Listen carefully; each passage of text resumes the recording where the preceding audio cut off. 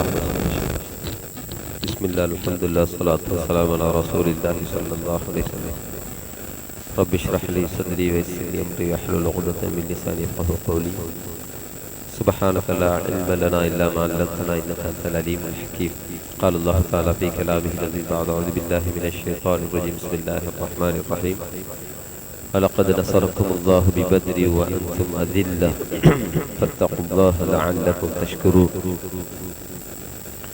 கணியத்துக்குரிய மேலான பெரியோர்களே, சகோதரர்களே, ரப்புல் இஸ்ஸத் அல்லாஹ் தஆலா சிறப்பான மாதத்தில், சிறப்பான ஒரு நேரத்தில், பெருமதியான ஒரு தினத்தில் அல்லாஹ் தஆலா இந்த இடத்துல அல்லாஹ் தஆலா எங்களை ஒன்று சேர்த்திருக்கான். அல்ஹம்துலில்லாஹ். உண்மையாகவே ரப்புல் இஸ்ஸத் அல்லாஹ் தஆலா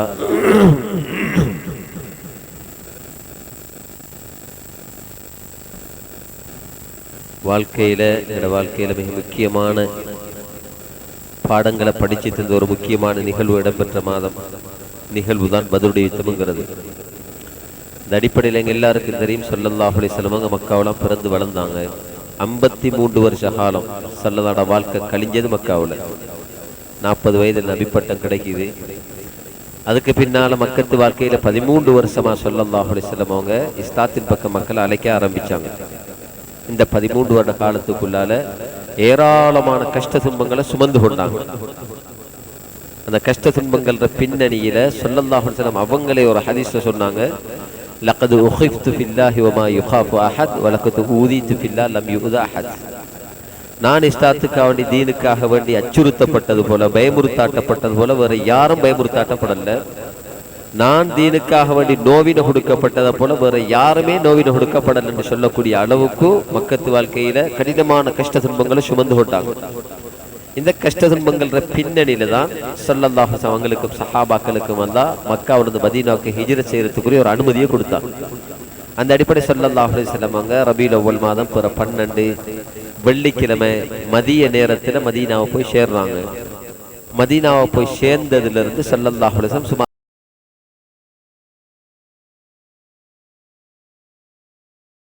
தண்ட சாச்சா ஹம்சா ரலியல்லாஹு தலைமையில 30 மக்கத்து சஹாபாக்கள், முஹாஜிர் சஹாபாக்கள், 30 சஹாபாக்கள் கொண்ட ஒரு படையை தயார் செய்து சைஃபுல் பஹர் என்ற இடத்துக்கு அனுப்பினாங்க. ஏன் அனுப்பினாங்கண்டா, அபூ ஜஹல் தலைமையில ஷாம் நாட்டிலிருந்து, சிரியா நாட்டிலிருந்து 300 பேர் கொண்ட வியாபார படை மக்காவை நோக்கி வந்துகிட்டு இருந்தீங்க. இந்த படையை வழியில மறிச்சு எதிர்கொண்டு தாக்கி அவங்களோட பொருளாதாரத்துக்கு சேதத்தை உண்டாக்கணும். அதே கட்டம் அந்நிய காபிர்கள் குறைஷர உள்ளத்துல சஹாபாக்கள் முஸ்லிம்களை பத்திய ஒரு பயத்தை உண்டாக்கணும். இதை 2 அடிப்படையை மையமா வச்சுதான் அந்த தாக்குதலுக்கு நபியவங்க அந்த படையை சைஃபுல் பஹர் இடத்துக்கு அனுப்பினாங்க. ஏன் பொருளாதார சேதத்தை உண்டாக்கணும் என்ற முடிவுக்கு நபி ஸல்லல்லாஹு அலைஹி வஸல்லம் வந்தாங்கன்னா, மக்கா குறைஷி காபிர்கள் பெரும் பெரும் வியாபாரிகளா இருந்தாங்க. அவனோட வியாபாரத்துல கிடைக்கிற முழு லாபத்தை இஸ்லாத்துக்கு எதிராக செலவழிக்க ஆரம்பிச்சாங்க. அதனால அவங்களோட பொருளாதாரத்துக்கு ஒரு இடைஞ்சலை உண்டாக்கணும், ஒரு முட்டுக்கட்டை ஏற்படுத்தணும், ஒரு சேதத்தை உண்டாக்கணும் அடிப்படையில் ஸல்லல்லாஹு அலைஹி வஸல்லம் அவங்க அந்த படையை அனுப்புறாங்க. அதே கட்டம் மக்காவுல இருந்து மதீனாவுக்கு நாங்க வந்ததன் அடிப்படை நோக்கமே மக்கா குறைஷி காபிர்களோட தொல்லை தாங்க இயலாம தான் வந்திருக்கு. அதே கட்டம் அவங்க மதீனாவுக்கு எங்களை தேடி வந்து எங்களை தாக்குற அளவுக்கு அவங்களோட உள்ளத்துல துணிவு வந்துடப்படா, இதுக்கு நாங்க இடம் வைக்கப்படா. அதனால இப்படியா மறைச்சு கிடைக்கிறீங்க தாக்கக்குள்ள எங்களை பத்திய பயம் அவங்களோட உள்ளத்துல உண்டாகும். அதனால அவங்களுக்கு மதீனாவுக்கு எங்களை தேடி வந்து தாக்குற அளவுக்கு துணிச்சல் வராது. இந்த அடிப்படையில ஸல்லல்லாஹு அலைஹி வஸல்லம் இந்த படையை அனுப்பினாங்க.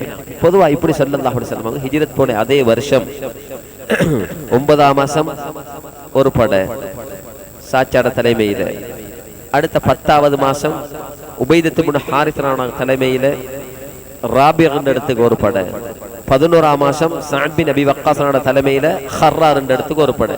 ஹிஜ்ரத் போன அதே வருஷம் 3 படை பிரிவுகளை அனுப்பி வச்சாங்க. 3லையும் ஸல்லல்லாஹு கலந்து கொள்ளல. அதுக்கு பின்னால் ஹிஜ்ரத் 2வது வருஷம் அபுவா என்ற இடத்துக்கு ஒரு படை, 3ஆம் மாசம் ரபீஉல் அவ்வல் மாதம் ஆரம்பத்துல புவாத் என்ற இடத்துக்கு, ரபீஉல் அவ்வல் பிந்தின பகுதியில சஃபவான் என்ற இடத்துக்கு, இப்படி இன்னும் 3 படையை அனுப்பி வச்சாங்க. இதுக்கு பின்னால ஹிஜ்ரத் 2வது வருஷம் 5ஆம் மாதம் ஜுமாதுல் ஊலா மாதம் ஸல்லல்லாஹு அலைஹி வஸல்லம் ஒரு 150 சஹாபாக்கள் கொண்ட பெரிய ஒரு படையை தயார் செஞ்சாங்க. அதுக்கு 30 ஒட்டகமும் சேர்ந்துச்சு. இந்த படையை எடுத்துட்டு இதுக்கு நபி அவங்க யாரையும் பொறுப்பாக்கல, அவங்க தான் பொறுப்பா இருந்தாங்க. அந்த படைக்கு அவங்க பொறுப்பா இருந்து இந்த படையை எடுத்துட்டு துல் உஷைரா என்ற இடத்தை நோக்கி நகர்ந்தாங்க ஸல்லல்லாஹு அலைஹி வஸல்லம். பொதுவா ஸல்லல்லாஹு மதீனாவில் இருக்கிற காலம் எல்லாம் முழு மதீனாவோட கொண்ட்ரோலும் நிர்வாகமும் ஸல்லல்லாஹு அலைஹி பொறுப்புல தான் இருக்கும். இப்ப ஸல்லல்லாஹு அலைஹி வஸல்லம் அவங்க மதீனா விட்டு வெளியாக போறாங்க. தற்காலிகமா திரும்பி வரும் வரைக்கும் மதீனாவுக்கு ஒரு சஹாபியை பொறுப்பாக்கணும். ஆரம்பத்தில் இஸ்லாத்துக்கு வந்த ஹதரத் அபூ சலமத் இப்னு அப்துல் அஸத் ரலியல்லாஹு அன்ஹு சொல்லப்படக்கூடிய சஹாபியை மதீனாவுக்கு பொறுப்பாக்கினாங்க. பொதுவா ஸல்லல்லாஹு அலைஹி வஸல்லம் எப்பயும் பெரும் பெரும் படைகளை அனுப்பினாலும் தான், சிறு சிறு படை குழுக்களை அனுப்பி வச்சாலும் தான் அந்த படைக்கு பொதுவான வெள்ளக்கொடி ஒன்றை தயார் செஞ்சு பொருத்தமான சஹாபிட கையில கொடுப்பாங்க ஸல்லல்லாஹு அலைஹி வஸல்லம். அந்த அடிப்படையில இந்த படைக்கு பொதுவான ஒரு வெள்ளக்கொடியை தயார் செஞ்சு தன்னை சாச்சா ஹம்சாராவோட கையில கொடுத்து இந்த படையை எடுத்துட்டு ஸல்லல்லாஹு துல் உஷைரா என்ற இடத்தை நோக்கி போறாங்க.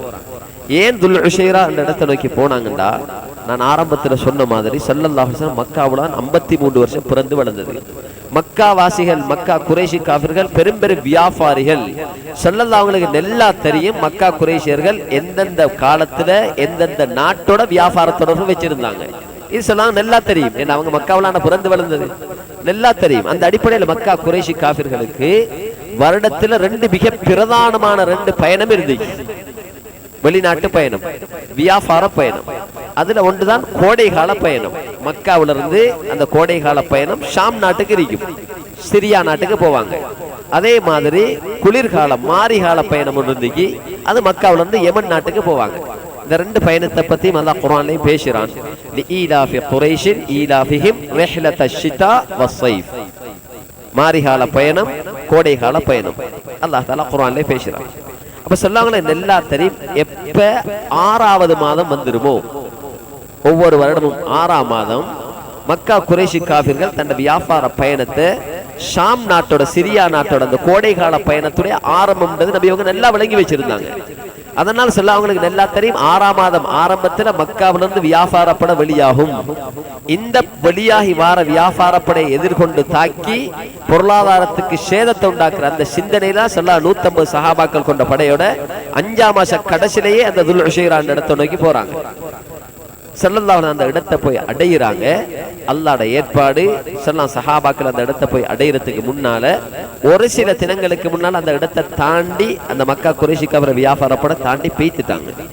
சந்தர்ப்பம் நழுவ விடப்பட்டு, தேடி போனாலும் சந்தர்ப்பம் நழுவ விடப்பட்டு அவங்க முந்தி போய் சேர்ந்துட்டாங்க, பெய்த்துட்டாங்க, அந்த இடத்தை தாண்டி பெய்த்துட்டாங்க. என்றாலும் சொல்லலாம் ஒரு கவலை. ஆனா மறுபக்கம் ஒரு தைரியம் இருந்துச்சு. மக்கா குறைஷி காஃபிர்கள் அந்த இடத்தை தாண்டி போனாலும் திரும்பி வரக்கூடிய நேரத்துல அந்த படையை தாக்கலாம்னு தைரியம் இருந்துச்சு. ஏன்னா அது வரைக்கும் திரும்பி வரும் மக்காவுக்கும் ஷாமுக்கும் மத்தியில் உள்ள பிரதான பாதை அந்த பாதை மட்டும்தான் இருந்துச்சு. அதனால இப்ப போனாலும் அவங்க திரும்பி வரக்குள்ள இதே பாதையால வரணும், வார நேரத்திலேயாவது அவங்களை தாக்கி சேதத்தை உண்டாக்கலாம், இந்த தைரியம் இருந்துச்சு. அதே கட்டம் மக்கா குறைஷிகள் பொதுவா ஷாம் நாட்டுக்குரிய வியாபார பயணம் பூர்த்தியான 3 மாதம் மேற்கொள்வாங்க. 6ஆம் மாதம் ஆரம்பத்துல போனா 9ஆம் மாசம் ஆரம்பத்துல அங்கிருந்து படை திரும்பி வரும். இது சொல்லாம் நல்லா தெரியும். அதனால சில திரும்பி வர காலத்தை எதிர்பார்த்துக்கிட்டு இருக்காங்க. அந்த அடிப்படையில 9ஆம் மாதம் அதான் இஸ்லாத்துல ரமதானுடைய மாதம். 9ஆம் மாதம் பிறக்குது. இப்ப மக்கா குறைஷி காஃபிர்கள் ஷாம் நாட்டிலிருந்து மக்காவை நோக்கி திரும்பி வர காலம் நெருங்குது. உடனே ஸல்லல்லாஹு அலைஹி வஸல்லம் 2 முக்கியமான சஹாபாக்கள், அஷரத்துல் முபஷ்ஷரா நபியோட நாவால சொர்க்கவாதி அடையாளப்படுத்தப்பட்ட 10 சஹாபாக்களுக்குள்ள இருந்த 2 முக்கியமான சஹாபாக்கள், ஹதரத் தல்ஹத் இப்னு உபைதில்லாஹ் ரலியல்லாஹு அன்ஹு, ஹதரத் ஸஈத் இப்னு ஸைத் இப்னு அம்ர் இப்னு நுஃபைல் ரலியல்லாஹு அன்ஹு. இவங்க 2 பேரையும் ஸல்லல்லாஹு அலைஹி வஸல்லம் கூப்பிட்டு, நீங்க 2 பேரும் அவசரமா போய் அந்த மக்காவுல ஷாம்ல இருந்து சிரியா நாட்டிலிருந்து மக்காவை நோக்கி வரக்கூடிய அந்த வியாபார பயணம் சம்பந்தமா பட சம்பந்தமா முழு தகவலை திரட்டி அவசரமா மதீனாவுக்கு எனக்கு செய்தி அறிவிக்கணும். உளவு பார்க்கறதுக்கு 2 பேரை பிடிச்சி அவசரமா அனுப்பிவிட்டாங்க. 2 பேரும் வேகமா போய் அல் ஹௌரா என்ற இடத்துல ஒளிஞ்சி மறைஞ்சி ரெடியா பாத்துக்கிட்டு இருக்காங்க. எதுக்கு பாத்துக்கிட்டு இருக்காங்க? அந்த வியாபார பட சம்பந்தமான தகவலை எடுக்கிறதுக்கு இருக்காங்க. அங்க அவங்க எதிர்பார்த்துக்கிட்டு இருந்தாவோ பார்த்தா வளமைக்கு மாத்தமா மிக பிரமாண்டமான ஒரு வியாபார படம் வந்துகிட்டு இருக்கு. சாதாரண படல்லது, சுமார் 50,000 தங்க நாணய பெறுமதியான சொத்துகள் சுமந்த 50,000 தங்க நாணய பெறுமதியான சொத்துகள் சுமந்த. நம்முடைய மார்க்கத்துல 20 தங்க காசு இருந்தா ஜகாத் வாஜிப். 20 தங்க காசுடைய தற்போதைய பெறுமதி கிட்டத்தட்ட 20 லட்சம். 20 லட்சம். இது 20 தங்க காசு பெறுமதியான சொத்து இல்ல, 50,000 தங்க நாணய பெறுமதியான சொத்துகள் சுமந்த 1000 ஒட்டகம் வருவது. 1000 ஒட்டகம் ஃபுல்லா பொருளாதார சாமான் பொருட்கள். எம்மிட இந்த காலத்துல சொல்றோம்னா கிட்டத்தட்ட 1000 லொரி ஃபுல்லா சாமான் வருவது. ஆரம்ப காலத்துல இப்ப ஒரு ஒரு லொரி பூர்த்தியா ஏத்துற சாமான் அளவுக்கு ஒரு ஒட்டகத்துல சாமான் ஏத்துவாங்க. ஒட்டகத்துக்கு பேரே பாலைவன கப்பல் தான் சொல்றோம். அவ்வளவு சாமான் ஏத்து ஒட்டகம். கிட்டத்தட்ட 1000 ஒட்டகங்கள், 50,000 தங்க நாணய பெறுமதியான சொத்துகள் சுமந்த 1000 ஒட்டகம் அபூ சுஃபியான் இப்னு ஹர்ப் என்று சொல்லக்கூடிய மக்கா குறைஷி தலைவன் தலைமையில வெறும் 40 பேர் பாதுகாப்போட வந்துகிட்டு இருந்துச்சு. இந்த தகவலை 2 சஹாபாக்களும் அவசரமா மதீனாவுக்கு அறிவிச்சாங்க. உடனே ஸல்லல்லாஹு பார்த்தாங்க, அழகான அரிய சந்தர்ப்பம் ஒன்று கிடைச்சிருக்கு. உடனே மதீனாவுல சஹாபாக்கள் எல்லாரையும் ஒன்று சேர்த்து ஸல்லல்லாஹு அலைஹி வஸல்லம் சொன்னாங்க, ஹாதிஹி ஈர் குரைஷின் ஃபீஹா அம்வாலுஹும் ஃபக்ருஜு இலைஹா லஅல்லல்லாஹ யன்ஃபலிகுஹா. இதோ மக்கா வாசிகள் வியாபார பட வந்துகிட்டு இருக்கு. அதுலதான் அவங்களோட முழு பொருளாதாரமும் தங்கி இருக்கு. ஃபக்ருஜு இலைஹா, அவசரமா வெளியாகுங்க. லஅல்லல்லாஹ யன்ஃபலிகுஹா, சில வேளை அந்த முழு சொத்தையும் அல்லாஹ் உங்கள் கரங்களில் தரக்கூடும். அல்லாஹ் நாடிட்டு அவங்களுக்கு கிடைச்சிரும். அதனால அவசரமா வெளியாகுங்கன்னாங்க. ஆனா ஸல்லல்லாஹு யாரையும் வற்புறுத்தல, நிர்பந்திக்கல. கட்டாயம் வரத்தான் வேணும்னு நிர்பந்திக்கல. ஏன் கட்டாயம் வரத்தான் வேணும்னு நிர்பந்திக்கலண்டா ஸல்லல்லாஹு அலைஹி வஸல்லம் அவங்க கூட விளங்கி இருந்தாங்க, இது வளமையான பொருளாதார சேதத்தை உண்டாக்குற தாக்குதல் தான் நினைச்சாங்களே தவிர இது பத்ருடைய யுத்தமா மாறும்னு நபி ஸல்லல்லாஹு அவங்க கூட நினைச்சிருக்கல. அதனால ஸல்லல்லாஹு யாரையும் நிர்பந்திக்கல. அந்த அடிப்படையில மிக முக்கியமான சில சஹாபாக்கள் பத்ர் யுத்தத்துல கலந்து கொள்ளல. ஹஜ்ரத் உஸ்மான் இப்னு அஃபான் ரலியல்லாஹு அன்ஹு, உஸைத் இப்னு ஹுதைர் ரலியல்லாஹு தஆலா அன்ஹு, உஸாமத் இப்னு ஸைத் ரலியல்லாஹு அன்ஹு, இது போன்ற சில முக்கியமான சஹாபாக்கள் பத்ர் யுத்தத்துல கலந்து கொள்ளல. ஏன்? அவங்களும் நினைச்சாங்க இது வளமையான பொருளாதார சேதத்தை உண்டாக்குற தாக்குதல் தான் நினைச்சாங்களே தவிர இது பத்ர் யுத்தமா மாறும்னு அவங்களுக்கு தெரியும். அந்த அடிப்படையில ஸல்லல்லாஹு அலைஹி வஸல்லம் அழைப்புக்கு சுமார் 313 சஹாபாக்கள் ஒன்று சேர்ந்தாங்க. 313 பேர்ல மக்காவுல பிறந்து வளர்ந்து ஹிஜ்ரத் போன 82 முஹாஜிர் சஹாபாக்களும் மதீனாவுல பிறந்து வளர்ந்த 231 மதீனத்து அன்சாரி சஹாபாக்கள்.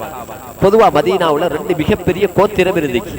ஹஸரஜ், அவுஸ் கோத்திரம்னு 2 மிக பிரதானமான 2 கோத்திரம். அதுல ஆகப்பெரிய கோத்திரம் ஹஸரஜ் கோத்திரம் தான்.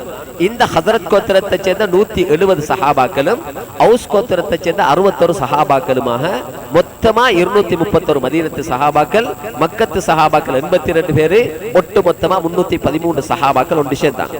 இந்த 313 சஹாபாக்கள் சேர்ந்தது 2 குதிரை தான் சேர்ந்துச்சு.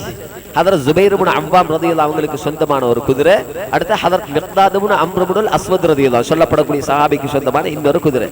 அதே கட்ட முழு படைக்கு வெறும் 70 ஒட்டகம் தான் சேர்ந்துச்சு. ஒரு ஒட்டகத்துல 3 பேரு 4 பேருன்னு மாறி மாறி பயணம் போனாங்க.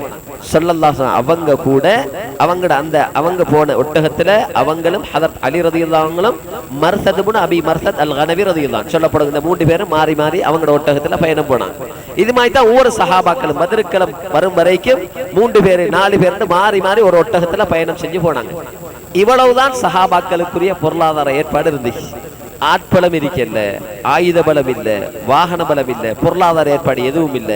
இந்த படையை எடுத்துக்கிட்டு தான் ஸல்லல்லாஹு இப்ப மதீனா விட்டு வெளியாக போறாங்க. இப்ப ஸல்லல்லாஹு மதீனா விட்டு வெளியாகிறதுக்கு முன்னால தற்காலிகமா மதீனாக்கு ஒரு ஆளை பொறுப்பாக்கணும். திரும்பி வரும் வரைக்கும் கண் பார்வையற்ற சஹாபி ஹதரத் அப்துல்லாஹ் இப்னு உம்மி மக்தூம் ரலியல்லாஹு தஆலா இவரைத்தான் மதீனாக்கு பொறுப்பாக்கினாங்க. பொறுப்பாக்கிட்டு ஸல்லல்லாஹு அலைஹி வஸல்லம் அவங்க வளமையா ஒரு பொதுவான வெள்ளக்கொடியை தயார் செய்யறவங்க இந்த படைக்கு மட்டும் 3 கொடியை தயார் செஞ்சாங்க. அதுல 1 பொதுவான வெள்ளக்கொடியும் 2 கருப்பு கொடியும் தயார் செஞ்சாங்க. பொதுவான வெள்ளக்கொடியை தயார் செஞ்சு அதுதான் முழு படைக்குமான பொதுவான கொடியா இருந்துச்சு. இந்த வெள்ளக்கொடியை தயார் செஞ்சு செல்வந்தர் வீட்டு குழந்தன்னு சொல்லி அடையாளப்படுத்தப்பட்ட ஹதரத் முஸ்அப் இப்னு உமைர் அல் அப்தரி ரலியல்லாஹு தஆலா கோடீஸ்வர பரம்பரையில பிறந்து வளர்ந்தவர், மக்கத்து வாலிபனவர். இளம் வயசிலேயே முழு சொத்து சுகங்களையும் பிரிஞ்சு எனக்கு சொத்து பெருசு இல்ல, தீன் பெருசு, இஸ்லாம் பெருசு என்று சொல்லி இஸ்லாத்துக்குள்ள நுழைஞ்சி தன் முழு வாலிபத்தை தீனுக்கு அர்ப்பணிச்ச சஹாபி. கட்டாயம் வரலாறு பிரட்டப்பட வேண்டிய சஹாபாக்களுக்குள்ள ஒரு முக்கியமான சஹாபி அவர். வெறும் 40 வயசுல உஹது களத்துல 2 கையும் இல்லாம கபருக்கு போன சஹாபி. இந்த சஹாபிட கையில ஸல்லல்லாஹு பொதுவான வெள்ளை கொடியை தயார் செஞ்சு அந்த சஹாபிட கரத்துல கொடுத்தாங்க. அதே கட்ட 2 கருப்பு கொடியை தயார் செஞ்சு 82 மக்கத்து முஹாஜிர் சஹாபாக்கள் சார்பா ஒரு கருப்பு கொடியை ஹதரத் அலி ரலியல்லாஹு தஆலா அவங்க கரத்துல கொடுத்தாங்க. அடுத்த 231 மதீனத்து சஹாபாக்கள் சார்பா மத்த கருப்பு கொடியை தயார் செஞ்சு மதீனா கோத்திர தலைவர் ஹதரத் சஅத் இப்னு முஆத் ரலியல்லாஹு இவங்களோட கையில அடுத்த கருப்பு கொடியை கொடுத்தாங்க. கொடுத்து விட்டு இப்ப படையை அணிவகித்தாங்க. வலது பக்க அணிக்கு ஒரு குதிரைக்கு சொந்தக்காரராகிய ஹதரத் ஜுபைர் இப்னு அவ்வாம் ரலியல்லாஹு அன்ஹு இவங்களை பொறுப்பாக்கினாங்க. இடது பக்க அணிக்கு அடுத்த குதிரைக்கு சொந்தக்காரராகிய ஹதரத் மிக்தாத் இப்னு அஸ்வத் ரலியல்லாஹு அன்ஹு இவங்களை பொறுப்பாக்கினாங்க. படட பின்பகுதிக்கு ஹதரத் கைஸ் இப்னு அபி ஸஅஸா ரலியல்லாஹு அன்ஹு சொல்லப்படக்கூடிய சஹாபியை பின்பகுதிக்கு பொறுப்பாக்கிட்டு பொதுவான படையுடைய தலைமைத்துவ பொறுப்பை தண்ட பொறுப்புல வச்சுட்டு இப்ப மதீனா விட்டு வெளியாகிறாங்க. வெளியாக எங்க போறாங்க? பத்ருக்களத்துக்கு பக்கத்தில் இருந்த ஒரு கிராமம், சஃப்ரா என்று பேருள்ள ஒரு கிராமம்.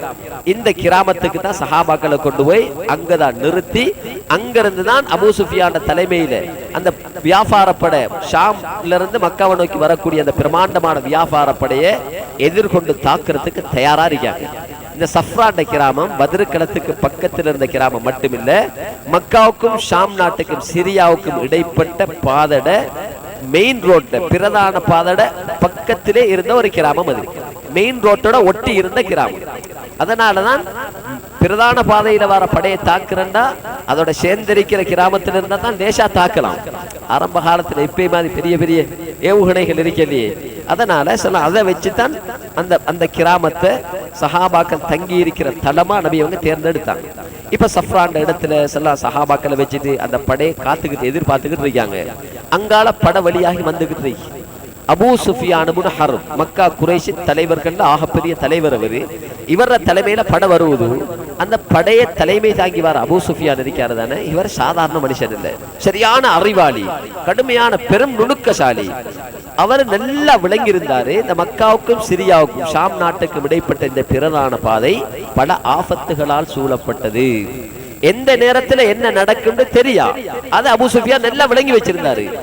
அதனால மிச்சம் நிதானமா அவதானமா மெல்ல மெல்ல படையெடுத்து வராரு. வழியில சந்திக்கிற ஊராக்கட்டை விசாரிச்சே வராரு. முஹம்மத் தோழர்கள் எங்கேயாவது கண்டீங்களா, ஏதாவது மனுஷன் நடமாட்டம் விளங்கி நிக்கா, எங்கேயாவது ஏதாவது படைகள் தென்பட்டிக்கா, விசாரிச்சே வராரு. மெல்ல மெல்ல படையெடுத்துட்டு வராரு. மிச்சம் அவதானமா நுணுக்கமா படையெடுத்துட்டு வராரு. படையெடுத்துட்டு வார வழியில தான் இடையில வச்சு அவருக்கு ஒரு செய்தி கிடைச்சிக்கு, முஹம்மதும் தோழர்களும் வந்திருக்காங்க என்ற ஒரு தகவல் கிடைச்சிக்கு. ஆனா அது ஊர்ஜிதமான தகவல் இல்லை, உறுதியான தகவல் இல்லை. என்றாலும் அந்த செய்தி கிடைச்சத்தோட அவர் செஞ்ச முதலாவது வேலைண்டா தம்தம் இப்னு அம்ர் அல் கிஃபாரி என்று சொல்லப்படக்கூடிய காஃபிரை கூலிக்கு அமர்த்தினாரு. கூப்பிட்டு சொன்னாரு, உனக்கு நான் இவ்வளவு தொகை பணம் தருவேன், நீ எனக்கு ஒரு உதவி என்று செய்யணும். என்ன உதவி? அவசரமா மக்காவுக்கு போய் ஒரு அறிவிப்பு ஒன்று செய்யணும்.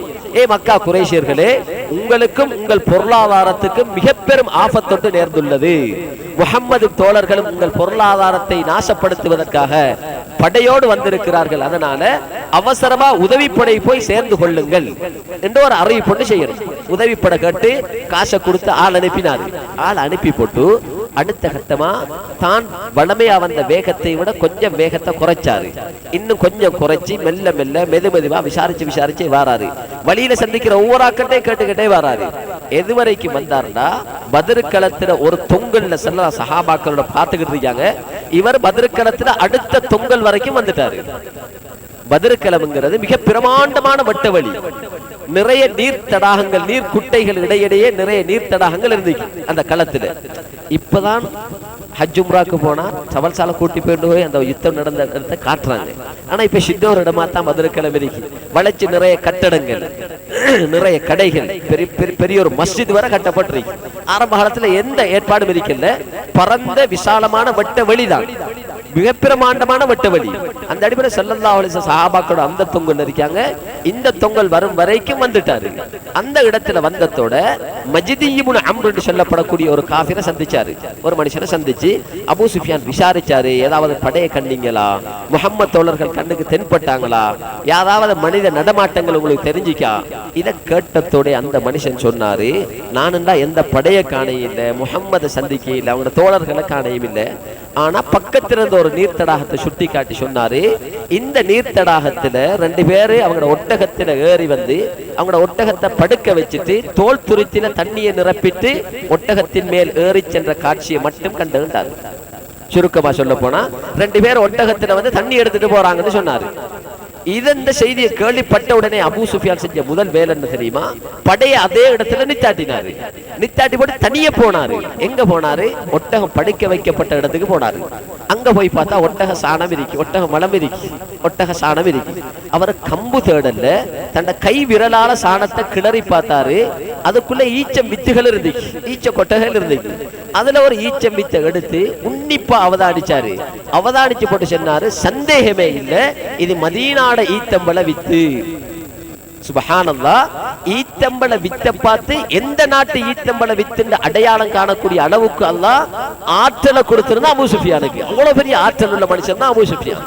அதனாலதான் அபூ சுஃபியான் மக்கா குறைஷி தலைவர்கள்ல ஒரு தலைவர் அல்ல, மக்கா குறைஷி தலைவர்களுக்கெல்லாம் ஆகப்பெரிய தலைவன் அவர்தான், அபூ சுஃபியான் தான்.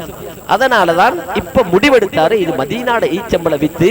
அதனால மதீனாவில இருந்து அந்த ஒட்டகம் வந்திருக்கி, அதனால முஹம்மது தோழர்களும் வந்துதான் இருக்காங்கன்னு முடிவெடுத்தாரு. படைய காணல, ஆனா முடிவு செஞ்சிட்டாரு படம் வந்திருக்குன்னு சொல்லி. இதுக்கு பின்னால் அபூ சுஃபியான் அந்த பிரதான பாதையில ஒரு எட்டு கூட அந்த பொருளாதார படையை நகர்த்துறதுக்கு அவர் முடிவு செய்யல. அதே இடத்துல வச்சு ஒரு அவருக்கு தெரிஞ்ச ஒரு உள் வழியூடாக ஒரு ஷார்ட்கட் வழியால சுத்தி அப்படியே நபியவங்க சஹாபாக்கள் யாருக்கும் கண்ணுக்கு தென்படாத வகையில ஒரு ஷார்ட்கட் வழி உள் வழியாக போய் பாதுகாப்பா மக்காவுக்கு படையை கொண்டு போய் சேர்த்துட்டாரு. அங்க படையை பாதுகாப்பா மக்காவுக்கு கொண்டு போய் சேர்த்துட்டாரு. அங்க போய் பார்த்தா ஏற்கனவே ஒரு மனுஷனை காசு கொடுத்து அனுப்பியிருந்தாரு உதவிப்பட கட்டு. அந்த மனுஷன் போய் மக்காவுல அறிவிப்பு செஞ்சதுக்குனங்க பிரமாண்டமான ஒரு உதவிப்பட உண்டு. அபூஜஹல் தலைமையில வேறொரு வழியால வெளியாகிட்டாங்க, வேற பாதையால வெளியாகிட்டாங்க. எதுவரைக்கும் அந்த படை சுபஹானல்லாஹ் அந்த மனுஷன் அறிவிப்பை கேட்டு மக்கா குறைஷி காஃபிர்கள் சுமார் 1300 காஃபிர்கள் அந்த படையில இணைஞ்சு கொண்டாங்க. மக்கா குறைஷி தலைவர்கள் யாரெல்லாம் பெரும் பெரும் தலைவர்கள் இனங்காணப்பட்டாங்களோ எல்லாரும் அந்த படையில இணைஞ்சு கொண்டாங்க. அபூலஹப மட்டும் தவிர, அபூலஹப் மட்டும் அவனுக்கு முக்கியமான நிர்பந்தமான ஒரு கட்டத்தால் அவனுக்கு போக கிடைக்கல. அவன் தான் போவாததுக்காக அவனுக்கு ஒரு மனுஷன் பெரிய ஒரு தொகை கடன் கொடுக்க வேண்டியிருக்கு. அவனை கூப்பிட்டு சொன்னாரு, நீ எனக்கு தர வேண்டிய காசை தர தேவையில்ல, எனக்கு பகரமா இந்த படையில யுத்தத்துக்கு போயிட்டு வான்னு பிடிச்சி அனுப்பிவிட்டாரு.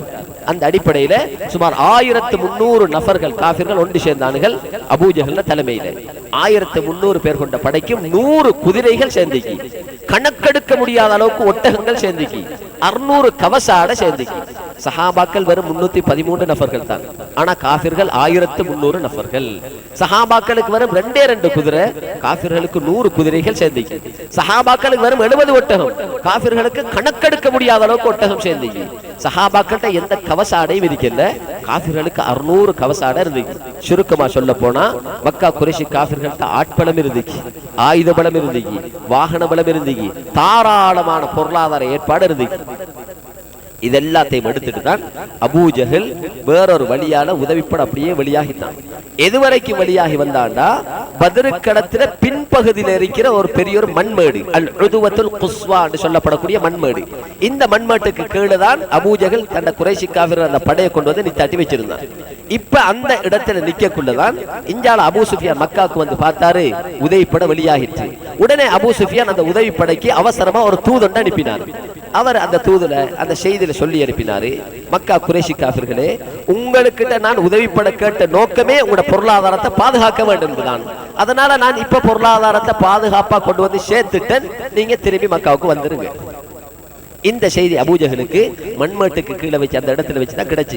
உடனே செய்தி கிடைச்சதோட அபூஜஹல் முடிவெடுக்கல, மக்காவுக்கு திரும்பி போற முடிவுக்கு வரல.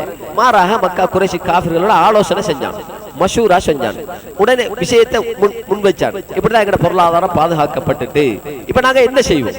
படையில இருந்த பெரும்பாலானக்கள் அபிப்பிராயப்பட்டாங்க, எங்கட நோக்கம் நிறைவேறிட்டு, அதனால நாங்க திரும்பி பேய்த்திருவோம்.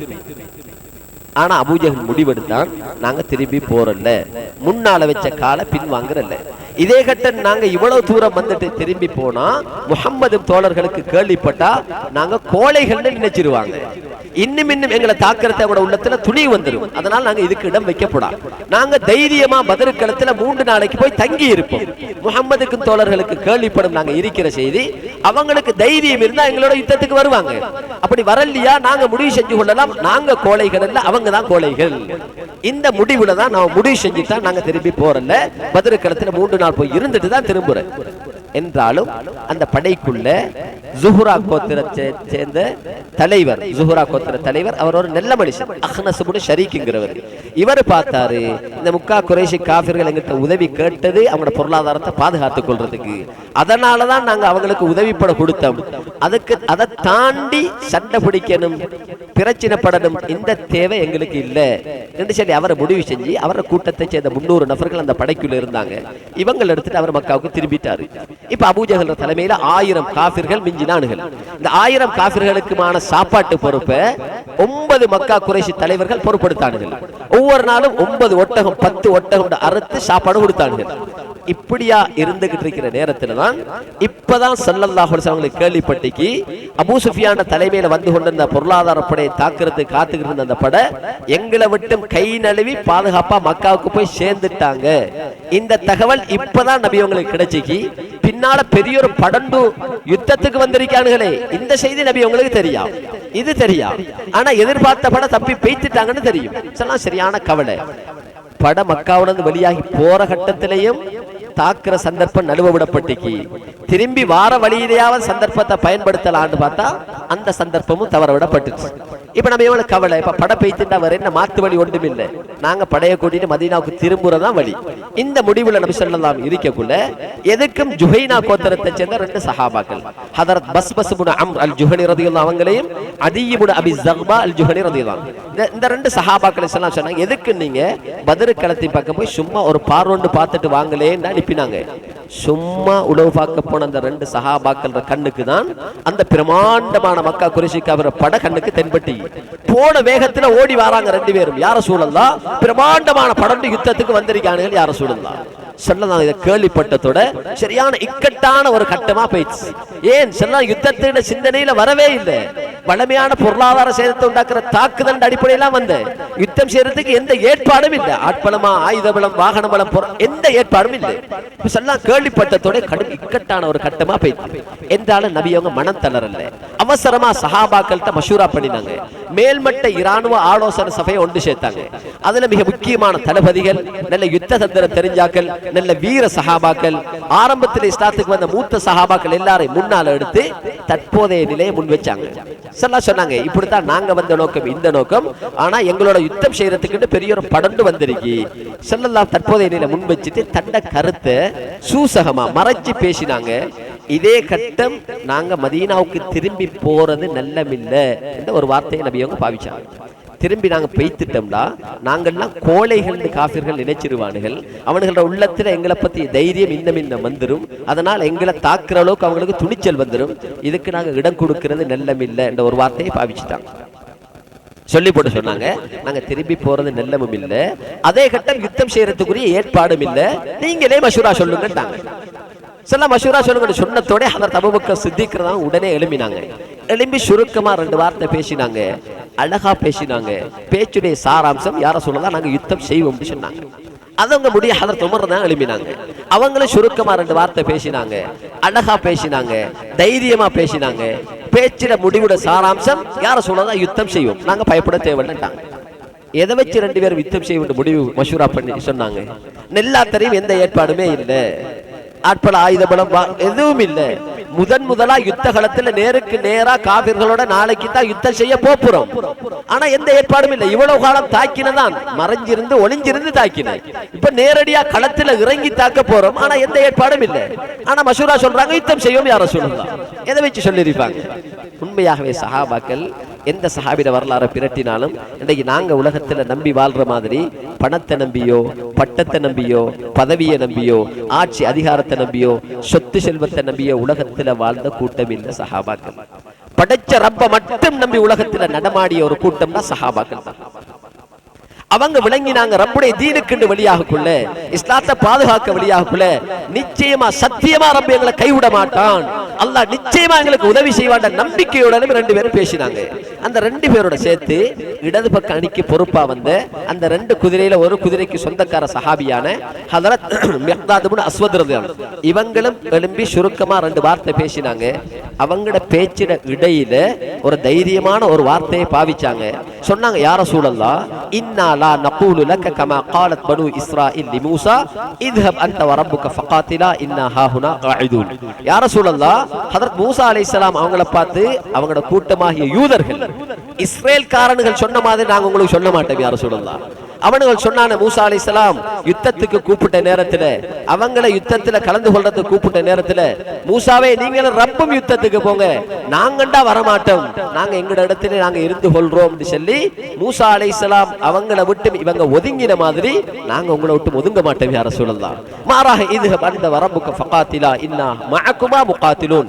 நீங்களும் ரப்பும் தைரியமா யுத்தத்துக்கு ரெடியாகுங்க யா ரசூலல்லாஹ், உங்க இருவருடன் சேர்த்து நாங்களும் தயாராக இருக்கிறோம்னு தைரியம் ஒரு பேச்சு பேசினாங்க. சொல்லாங்கள உள்ளத்துல ஒரு சந்தோஷம் வந்து அந்த சஹாபியோட பேச்சை கேட்டு. என்றாலும் உள்ளத்துல மறுபக்கம் ஒரு கவலையும் இருந்துச்சு. என்ன கவலை தெரியுமா?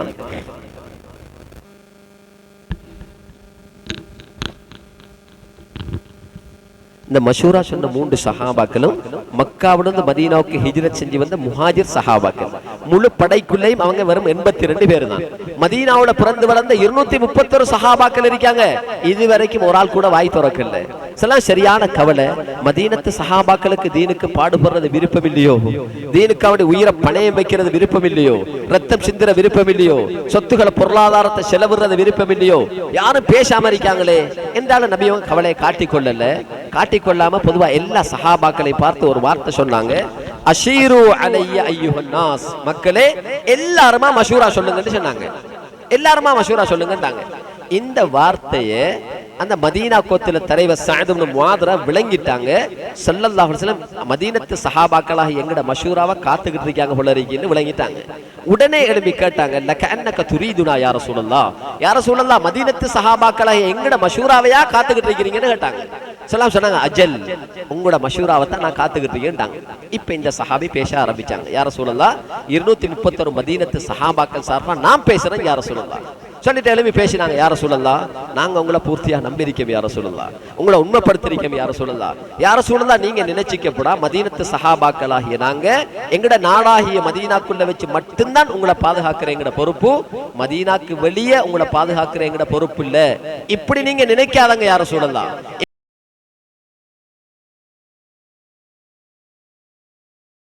பொறுப்பு தான் யா ரசூலல்லாஹ். எங்கட மதீனத்து சஹாபாக்கள் எல்லாரும் ஆசையும் என்ன தெரியுமா யா ரசூலல்லாஹ்? நாங்க கஷ்டப்பட்டு சம்பாதிச்சு சேர்த்து வச்ச சொத்துல இருந்து நீங்க எங்கள்கிட்ட கேட்காமலே தீனுக்கு எடுத்து செலவழிக்கணும். உங்களோட சொத்து இல்ல, எங்கட சொத்து, நாங்க கஷ்டப்பட்டு உழைச்சது. ஆனா எங்கட சொத்தா இருந்தாலும் எங்கள்கிட்ட கேட்காம நீங்க தீனுக்கு எடுத்து செலவழிக்கிற இதுதான் எங்களுக்கு விருப்பம். யார் அந்த அளவுக்கு நாங்க தீனுக்காண்டி பாடுபடுறதுல ஆசையோட இருக்கவே யார் சொல்லலாம். அதனால எங்கட 231 மதீனத்து சஹாபாக்கள் எடுத்துட்டு பத்ருக்கிழமைல யமன் நாட்டுடைய போர்டர் பர்குல் கிமாத் என்ற இடம் வரைக்கும் தரை மார்க்கமா எங்களை யுத்தத்துக்கு நீங்க எடுத்து போனாலும் ஒரு ஆள் கூட பின்வாங்காம அனைவரும் உங்களோட யுத்தத்துக்கு தயாரா இருக்கும் யா ரசூலல்லாஹ். தரை மார்க்கத்தை தாண்டி கடல் மார்க்கமாகத்தான் எங்களை கூட்டிட்டு போய் நடுக்கடல்ல வச்சு மதீனத்து சஹாபாக்களா எங்களை பார்த்து அனைவரையும் ஆள் கடல்ல குதிக்க சென்னாலும் கூட தீனுக்காக வேண்டி ஒரு ஆளும் பின்வாங்காம அனைவரும் குதிக்க தயாரா இருக்கும் யா ரசூலல்லாஹ். தைரியமா முடிவெடுங்க, நாளைக்கு இன்ஷா அல்லாஹ் யுத்தம் செய்யறதாண்டு முடிவெடுங்க யா ரசூலல்லாஹ். இன்ஷா அல்லாஹ் நாளைய யுத்தத்துல மதீனத்து சஹாபாக்களாக எங்கள் மூலமாக அல்லாஹ் உங்கள் இரு கண்களையும் குளிரச் செய்வான் ஒரு வார்த்தை பாவிச்சாங்க. நாங்க யுத்தகலத்துல நடந்து கொண்ட விதத்தை பார்த்து நீங்க உங்களோட கண்ணே குளிரும் யார சொல்லலாம், நீங்க சந்தோஷப்படுவீங்க யார சொல்லலாம்னு சொல்லி தைரியமான ஒரு வார்த்தை பேசினாங்க. சொல்லலாம் வந்த சந்தோஷம் எல்லா சஹாபாக்களும் இருக்கக்குள்ளே அந்த சஹாபிக்கு துவா செஞ்சாங்க. துவா செஞ்சு விட்டு இப்பதான் நபி அவங்க முடிவெடுத்தாங்க, இன்ஷா அல்லாஹ் நாளைக்கு யுத்தம் செய்வோம் முடிவெடுத்தாங்க. அந்த முடிவெடுக்கிற கட்டம் வியாழக்கிழமை அசருடைய நேரமாகிட்டு, வெள்ளிக்கிழமை காலம் தான் யுத்தம் ஆரம்பிக்க போகுது. இப்ப ஸல்லல்லாஹு அலைஹி வஸல்லம் அடுத்த கட்டமா முடிவு செஞ்ச முதல் வேலை என்னன்னா, சஃப்ரா என்ற கிராமத்திலிருந்து அந்த சஹாபாக்கள் எல்லாரையும் கூட்டி எடுத்துட்டு பத்ருக்களத்துக்கு பக்கத்தில் இருந்த ஒரு இடத்துல நித்தாட்டி போட்டு தனக்கு நெருக்கமான தன்னை இஸ்லாத்துக்கு முன்னாடி இருந்தே தன்னை நண்பனாக இருந்த ஹதரத் அபூபக்கர் சித்திகரோட கையை பிடிச்சிட்டு, வாங்க நம்ம 2 பேரும் போய் அந்த பத்ருக்களத்தின் பக்கம் ஒரு பார்வை பார்த்துட்டு வருவோம்னு சொல்லி ஹதரத் அபூபக்கர் கையை பிடிச்சு கூட்டிட்டு போனாங்க. சஹாபாக்கள் எல்லாரும் ஒரே இடத்துல நித்தாட்டி சொல்லாம் மட்டும் போனாங்க. அபூபக்கர் அவங்கள மட்டும் கூட்டிட்டு போனாங்க. வாங்க போய் 2 பேரும் பார்த்துட்டு வருவோம். பார்க்க போனவங்க போற வழியில ஒரு மூத்த மனுஷனை சந்திச்சாங்க, ஒரு வயசான மனுஷனை சந்திச்சாங்க. செல்லதான் அந்த மூத்த மனுஷன்ட்ட போய் பேசினாங்க, பெரியவங்களே, மதீனாவில இருந்து முஹம்மதுடைய தலைமையில பெரியொரு படண்டு யுத்தத்துக்கு வந்திருக்காங்கன்னு நான் கேள்விப்பட்டேன். நாங்க கேள்விப்பட்டோம், அதனால அந்த படம் எங்க இருக்காங்கன்னு கொஞ்சம் சொல்ல மாட்டீங்களான்னு கேட்டாங்க. கேட்டு போட்டு அடுத்த கேள்வி கேட்டாங்க. அதே மாதிரி மக்காவிலிருந்து குறைஷி என்ற பெரிய ஒரு படண்டு யுத்தத்துக்கு வந்திருக்காங்கன்ற ஒரு செய்தியும் கேள்விப்பட்டோம். அந்த படையும் எங்க இருக்குன்னு சொல்ல மாட்டீங்களான்னு கேட்டாங்க. சில 2 படையை பத்தி விசாரிச்சாங்க. ஏன்டா ஒரு படையை மட்டும் அந்த மனுஷன்ட்ட விசாரிச்சா நாங்க அடுத்த படையை சேர்ந்தாக்கண்டு அவர் விளங்கிக்குவாரு, நாங்க 2 பேரும் யாருன்னு அவர் விளங்கப்படா. அதுக்காக நபியங்க 2 படையை பத்தி விசாரிச்சாங்க. அந்த மனுஷன் கேட்டாரு, சொன்னாரு, பிரச்சனை இல்ல நான் சொல்லுவேன், ஆனா நீங்க 2 பேரும் எங்கிருந்து வந்தேன்னு சொல்லணும். மிம்மன் அந்துமா, எங்கிருந்து வந்தீங்கன்னு சொல்லணும். சில 2 படையை விசாரிச்ச நோக்கமே அவர் இந்த கேள்வியை கேட்கப்படாண்டுதான். ஆனா அவர் கேட்டுட்டாரு, மிம்மன் அந்துமா, எங்கிருந்து வந்தீங்கன்னு கேட்டாரு. செல்லாம் சொன்னாங்க, பெரியவங்களே, முதலாவது நாங்க தான் உங்கள்கிட்ட கேள்வி கேட்டேன். ஃபர்ஸ்ட்டுக்கு நீங்க அந்த 2 படையும் எங்க இருக்குன்னு சொல்லுங்க, அதுக்கப்புறம் நாங்க எங்கிருந்து வந்துட்டு சொல்றோம். அதை அவர் ஏத்துக்கொண்டுட்டு இப்ப சொல்ல ஆரம்பிச்சாரு. எடை கேள்விப்பட்டிக்கு மதீனாவில இருந்து முஹம்மதுடைய தலைமையில ஒரு படை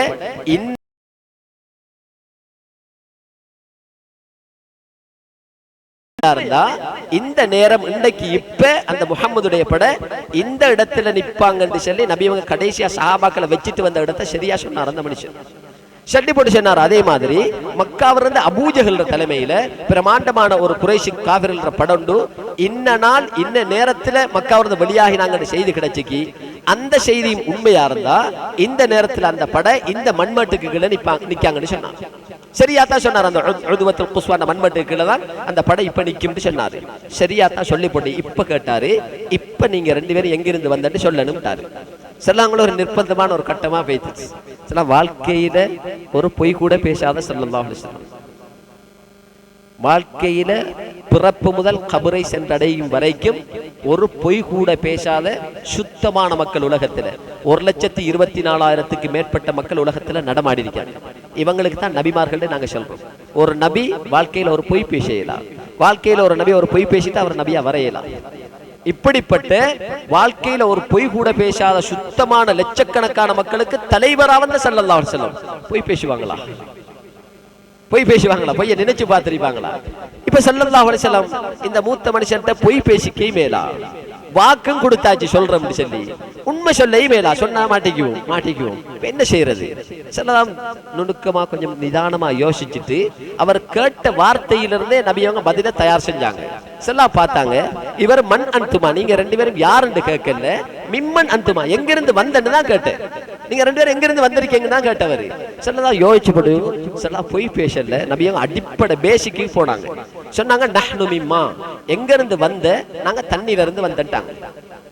அல்லாஹ் மனுஷனை படைச்ச உருவாக்கத்தை குர்ஆன் சூரத்து தாரிக்ல அல்லாஹ் பேசக்குள்ள ஹுலிக மிம்மா இந்தாஃபி, மனுஷனை தண்ணீர்ல இருந்து படைச்சிருக்கேன்னு அல்லாஹ் சொல்றான். எங்க இருந்து வந்தீங்க? தண்ணீர்ல இருந்து வந்தோம்னு சொன்னா சுருக்கமா பதில் சொல்லிட்டாங்க, பொய் சொல்லல, நாங்க தண்ணீர்ல இருந்து வந்தாக்கள். அந்த மனுஷனுக்கு டென்ஷன் ஆகிட்டு, எந்த தண்ணியடா இருந்தால் சொல்றாரு யோசிச்சுக்கிட்டு இருக்கவங்கள நபி அவங்க அடுத்த கேள்விக்கு இடம் வைக்கல, டக்குனு அபூபக்கர் கையை பிடிச்சிட்டு அவங்க வந்துட்டாங்க. ஸல்லல்லாஹு வந்துட்டாங்க. இப்ப சஹாபாக்கள் என்ற இடத்துக்கு வந்துட்டு இப்பதான் ஸல்லல்லாஹு அலைஹி வஸல்லம் உறுதிதமாகிட்டு அபூஜஹல் தலைமையில பெரிய படம் வந்திருக்கிற தகவல் உறுதியாகிட்டு உடனே சஹாபாக்கள்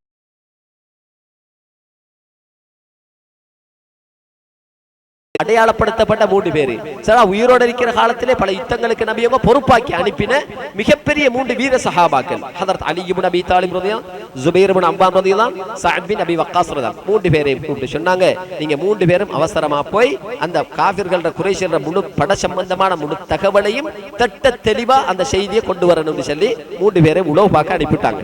போன 3 பேரும் மக்கா குறைஷி காஃபிர படையிலிருந்து தண்ணி எடுக்கிறதுக்கு 2 வாலிபர்கள் தோல் துருத்தியோட வந்திருந்தாங்க ஒரு நீர்த்தடாகத்துக்கு. அந்த நீர்த்தடாகத்துல வச்சு அந்த 2 வாலிபர்களையும் கைதியா பிடிச்சாங்க. 3 பேரும் பிடிச்சு அந்த 2 வாலிபர்களை விசாரிக்க ஆரம்பிச்சாங்க. அடின்னு அடிச்சாங்க. புடிபட்டத்தோட அந்த 2 வாலிபர்களும் சொன்னாங்க, சத்தியமா நாங்க மக்கா குறைஷி காஃபிர படைக்குள்ள வந்தாக்கள் தான், ஆனா உங்களோட யுத்தம் செய்யற நோக்கத்துல நாங்க வரல. நாங்க 2 பேரும் யார் தெரியுமா? மக்காவுல கஷ்டப்பட்ட குடும்பத்துல, வறிய குடும்பத்துல பிறந்து வளர்ந்த 2 வாலிபர்கள் தான் நாங்க. நாங்க வந்த நோக்கம் இந்த படைக்கு சின்ன சின்ன உதவிகள் செஞ்சு கொடுத்து எங்களுக்கு கூலிக்கு தொழிலுக்கு வந்திருக்கேன். நாங்க கூலி தொழில் செய்யறதுக்கு தான் வந்திருக்கோம். ஏதாவது கிடைக்கும் இதை எடுத்துட்டு எங்களோட குடும்பத்துக்காக வேண்டி இந்த நோக்கத்துல நாங்க வந்தோம் சொல்லி உண்மைதான் சொன்னாங்க 2 வாலிபர்களும். ஆனா அது உண்மையை நம்புற கட்டவில்லையே. அதனால சஹாபாக்கள் நம்பல. அவங்க 2 பேர் அந்த சஹாபாக்கள் நினைச்சாங்க இவர் அபூ சுஃபியான் கையாள் போல இருக்கி, மக்கா குறைஷி தலைவர் ஆள் போல இருக்கி. அதனால அடிச்சடிச்சு கேட்டாங்க, நீ பொய் சொல்றீங்க 2 பேரும், நீங்க அபூ சுஃபியான் ஆட்கள் தானேன்னு கேட்டாங்க. அடி தாங்க இயலாம 2 பேரும் பின்னாலதான் போய் சொன்னாங்க. அடியில இருந்து தப்புறதுக்காக வேண்டி கடைசியில நாங்க அபூ சுஃபியான் ஆட்கள் தான் சொல்லிட்டாங்க. ஆனா உண்மையாகவே அபூ சுஃபியான் படை அந்த அபூ சுஃபியான் கை ஆட்கள் இல்ல, படைக்குள்ள வந்த கூலி தொழில் செய்யற 2 வாலிபர்கள், கஷ்டப்பட்ட வாலிபர்கள் தான். இப்ப அபூ சுஃபியான் சொன்னதோட உடனே அடிக்கிறத நித்தாட்டிட்டாங்க. இப்ப 2 பேரை பிடிச்சிட்டு நபியோட்ட வந்தாங்க. 3 பேரும் செல்லா சஹாபாக்களோட இருக்காங்க. அதால 2 வாலிபர்களை பிடிச்சிட்டு வராங்க. இங்க வச்சே செல்லா கொஞ்சம் சத்தமா பேசினாங்க. அந்த 2 வாலிபர்களும் உண்மை சொன்னாங்க. ஆனா நீங்க 3 பேரை சேர்ந்து அடிச்சீங்க, பொய் சொல்லக்குள்ள அடிக்காம இருக்கிறீங்களே, இது நியாயம் இல்லையேன்ட்டாங்க. சொல்லி போட்டு கிட்ட கூப்பிட்டாங்க. கிட்ட கூப்பிட்டு வாலிபர் 2 முன்னுக்கு வச்சு எல்லா சஹாபாக்கள் இருக்கக்குள்ள படையை பத்தி விசாரிச்சாங்க. சொல்லலாம் முதலாவது கேட்டாங்க, உங்களோட அந்த மக்கா குறைச்சல் படை எங்க வாப்பா இருக்குன்னு கேட்டாங்க. அந்த மூத்த மனுஷன் சொன்ன அதே மண்மட்ட 2 பேரும் சரியா சொன்னாங்க. இப்ப சொல்லலாம் கேட்டாங்க, கூட படைக்குள்ள எத்தனை பேர் வந்திருக்காங்க? படை வந்திருக்கு தெரியும், எத்தனை பேர்னு தெரியாது. கேட்டாங்க எத்தனை பேர் வந்திருக்காங்க? 2 பேரும் சொன்னாங்க அதிகமான ஆட்கள் வந்திருக்காங்கட்டாங்க. சொல்லலாம் கேட்டாங்க அதிகமான ஆட்கள் ஒரு கணிப்பீடு உண்டு இல்லையா, ஒரு மட்டிடம் இத்தனைதான் ஒரு வரையறண்டு இல்லையா? கேட்டதுக்கு சொன்னாங்க சத்தியமா எங்களுக்கு தெரியா எத்தனை பேர் உறுதியா தெரியா, ஆனா நிறைய பேர் வந்திருக்காங்கண்டா. பார்த்தாங்க நாளைக்கு யுத்தகலத்துல இறங்கணும், 313 சஹாபாக்கள் இறங்கணும். ஆனா காபிர்கள் எத்தனை பேர் ஒரு கணிப்புடன் இருந்தா தானே எல்லாத்துக்கும் உதவியா இருக்கும். எப்படி தீர்மானித்துக் கொள்றது? செல்லாம் யோசிச்சு போட்டு அடுத்த கேள்வி ஒன்று கேட்டாங்க. சரி, ஒரு நாளைக்கு சாப்பாட்டுக்கு எத்தனை ஒட்டகம் மறுக்காங்கன்னு கேட்டாங்க. 2 பேரும் சொன்னாங்க 9 இல்லாட்டி 10 ஒட்டகம் மறுக்காங்கன்னு சொன்னதோட செல்லலாம் ஒரு முடிவுக்கு வந்தாங்க. சஹாபாக்களை பார்த்து சொன்னாங்க, வந்திருக்கக்கூடிய மக்கா குறைஷியர்களுக்கு படையில 900க்கும் 1000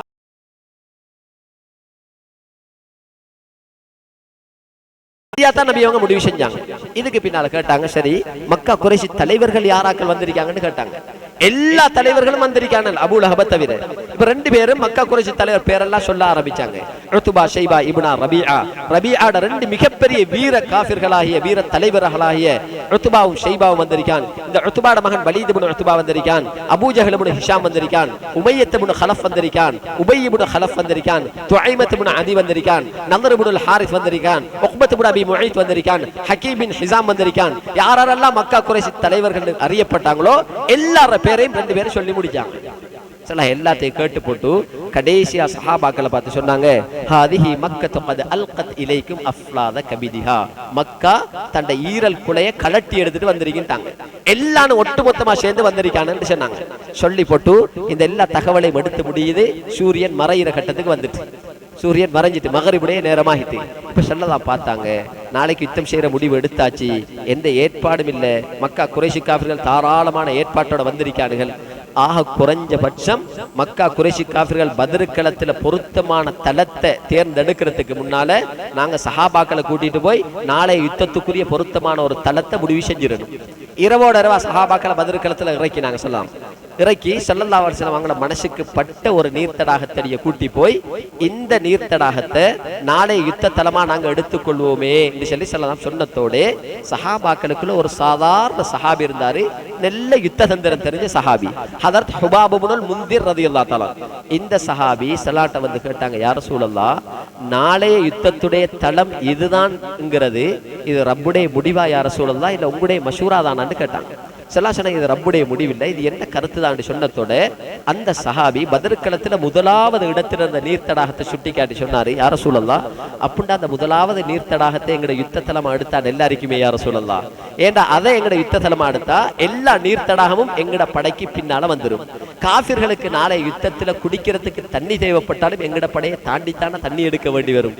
அதனால அவங்களுக்கு நீர் தட்டுப்பாடுன்ற நெருக்கடிக்குள்ளால காஃபிர்கள் உள்வாங்குவாங்க தானே, அந்த சிரமத்தை அவங்க மேற்கொள்வாங்க தான். அதனால அது பொருத்தமா இருக்குமே யார சூழலான்னு சொன்னதோட அந்த சஹாபியோட மஷூராவை சந்தோஷமா ஏற்றுக்கொண்டாங்க.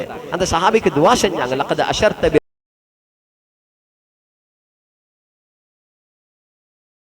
முதலாவது நீர்த்தடாகத்திலே கூட்டி போய் செல்லாம் இப்ப முடிவு செஞ்சாங்க, இதுதான் எங்கட நாளை யுத்த தலம்னு முடிவு செஞ்சாங்க. முடிவு செஞ்சு முடியல. மதீனா கோத்திர தலைவர் ஹதரத் ஸஅத் இப்னு முஆத் ரலியல்லாஹு தஆலா அவங்க நபியிட்ட வந்து கேட்டாங்க, ஒரு வார்த்தை, ஒரு அனுமதி கேட்டாங்க. அலா நப்னி லக அரீசன் யா ரசூலல்லாஹ், நாளை யுத்தத்துல நீங்க இருந்து எங்களை வழி நடத்துறதுக்கு உங்களுக்காக ஒரு சின்ன ஒரு கூடாரம் டென்ட் ஒன்று அடிப்போமா யா ரசூலல்லாஹ்னு கேட்டாங்க. சலாம் அனுமதி கொடுத்தாங்க. இந்த சஹாபி மதீனத்தை சேர்ந்த சில வாலிபர்களை கூட்டி எடுத்துட்டு ராவோட ரவா கம்பு தடியெல்லாம் கொண்டு வந்து பாத்துக்கிட்டு இருக்கவங்களும் கூடாரம் எழுப்பிடுச்சு.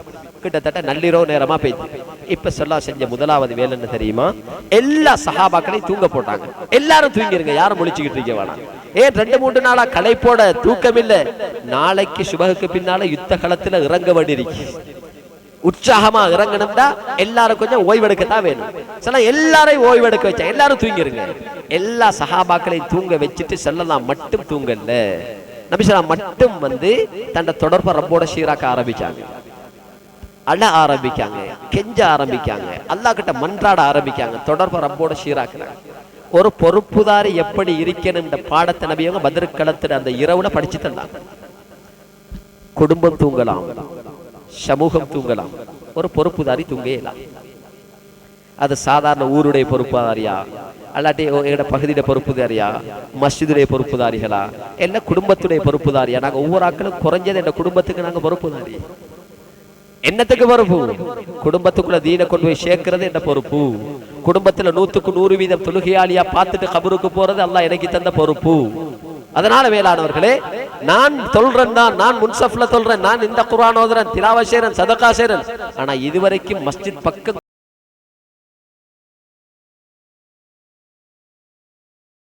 இத்தனை பேர் தீண்ட வாடகுட குடும்பத்துக்குள்ள எல்லாம் இருக்காங்க, தீண்ட வாடகுட எல்லாம் இருக்காங்களே. தொழுகில்லாத நிலையில உயிர் கலட்டப்பட்டா யார் அவங்களுக்கு வகை சொல்றது? யார் வகை சொல்றது? அதனால நானும் நீங்களும் எங்களோட குடும்பத்துக்கு குறைஞ்சது எங்களோட குடும்பத்துடைய பொறுப்புதாரிகள். நாங்க பொடுபோக்கா இருக்கலாம், நாங்க சாதாரணமா இருக்கலாம், நாங்க தூங்கலாம். குடும்பம் தூங்குது, குடும்பம் மறதியா இருக்கு, நாங்க மறதியா இருக்கலாம். ஸல்லல்லாஹு பாடத்தை விளங்கப்படுத்துறாங்க. எல்லாரையும் தூங்க வச்ச ஸல்லல்லாஹு பொறுப்புதாரி, அவங்க தூங்கல, கனெக்ஷனை சீராக்குறாங்க. ரப்பு கிட்ட அழ ஆரம்பிக்காங்க. தஹஜ்ஜத் வரைக்கும் அழுதாங்க. யா அல்லாஹ், நீதான் உதவி செய்யணும். யா அல்லாஹ், யா ஹய்யு யா கய்யூம், யா ஹய்யு யா கய்யூம், நித்திய ஜீவனே, நிலையானவனே, யா அல்லாஹ், உன்னை நம்பித்தான் வந்திருக்கேன் யா ரசூலல்லாஹ். யா அல்லாஹ், உன்னை மட்டும் நம்பி வந்திருக்கேன். யா அல்லாஹ், நீ உதவி செய்யறன்னு வாக்களிச்சிருக்கே. யா அல்லாஹ், நீதான் உதவி செய்யணும். யா அல்லாஹ், இன் தஹ்லிக் ஹாதிஹில் இஸாபத்து கதன் ஃபலா துஅபத் ஃபில் அர்தி அபதா. யா அல்லாஹ், நாளை யுத்தத்துல உன்னை நம்பி வந்த கொஞ்சம் பேரை கூட்டி எடுத்துட்டு வந்திருக்கேன். இவங்க நாளை யுத்தத்துல அழிஞ்சிட்டாங்கடா, இதுக்கு பின்னால பூமிக்கு மேல உன்னை ரப்பா வணங்குறதுக்கு ஆட்கள் இருக்க மாட்டாங்க. யா அல்லாஹ், நீதான் பாதுகாக்கணும். யா அல்லாஹ், உன்னை நம்பி வந்திருக்காங்க. யா அல்லாஹ், நீதான் உதவி செய்து கெஞ்சுறாங்க, கெஞ்சுறாங்க, கெஞ்சுறாங்க. தஹஜ்ஜத் வரைக்கும் நபி அவங்க அழுதாங்க. எந்த அளவுக்கு அழுதாங்கண்டா, மேனில போட்டிருந்த போர்வை கூட கலண்டு பணிய விழுந்துட்டு.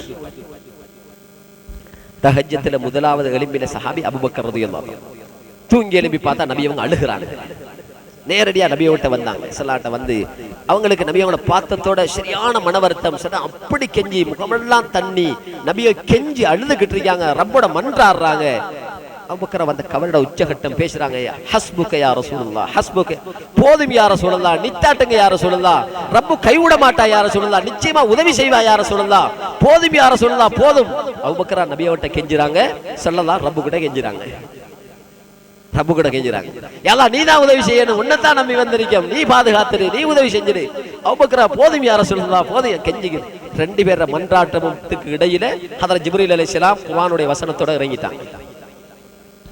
إذ تستغيثون ربكم فاستجاب لكم أني ممدكم بألف من الملائكة مردفين. يا رسول الله, அல்லாஹ் முடிவு செஞ்சிட்டான்.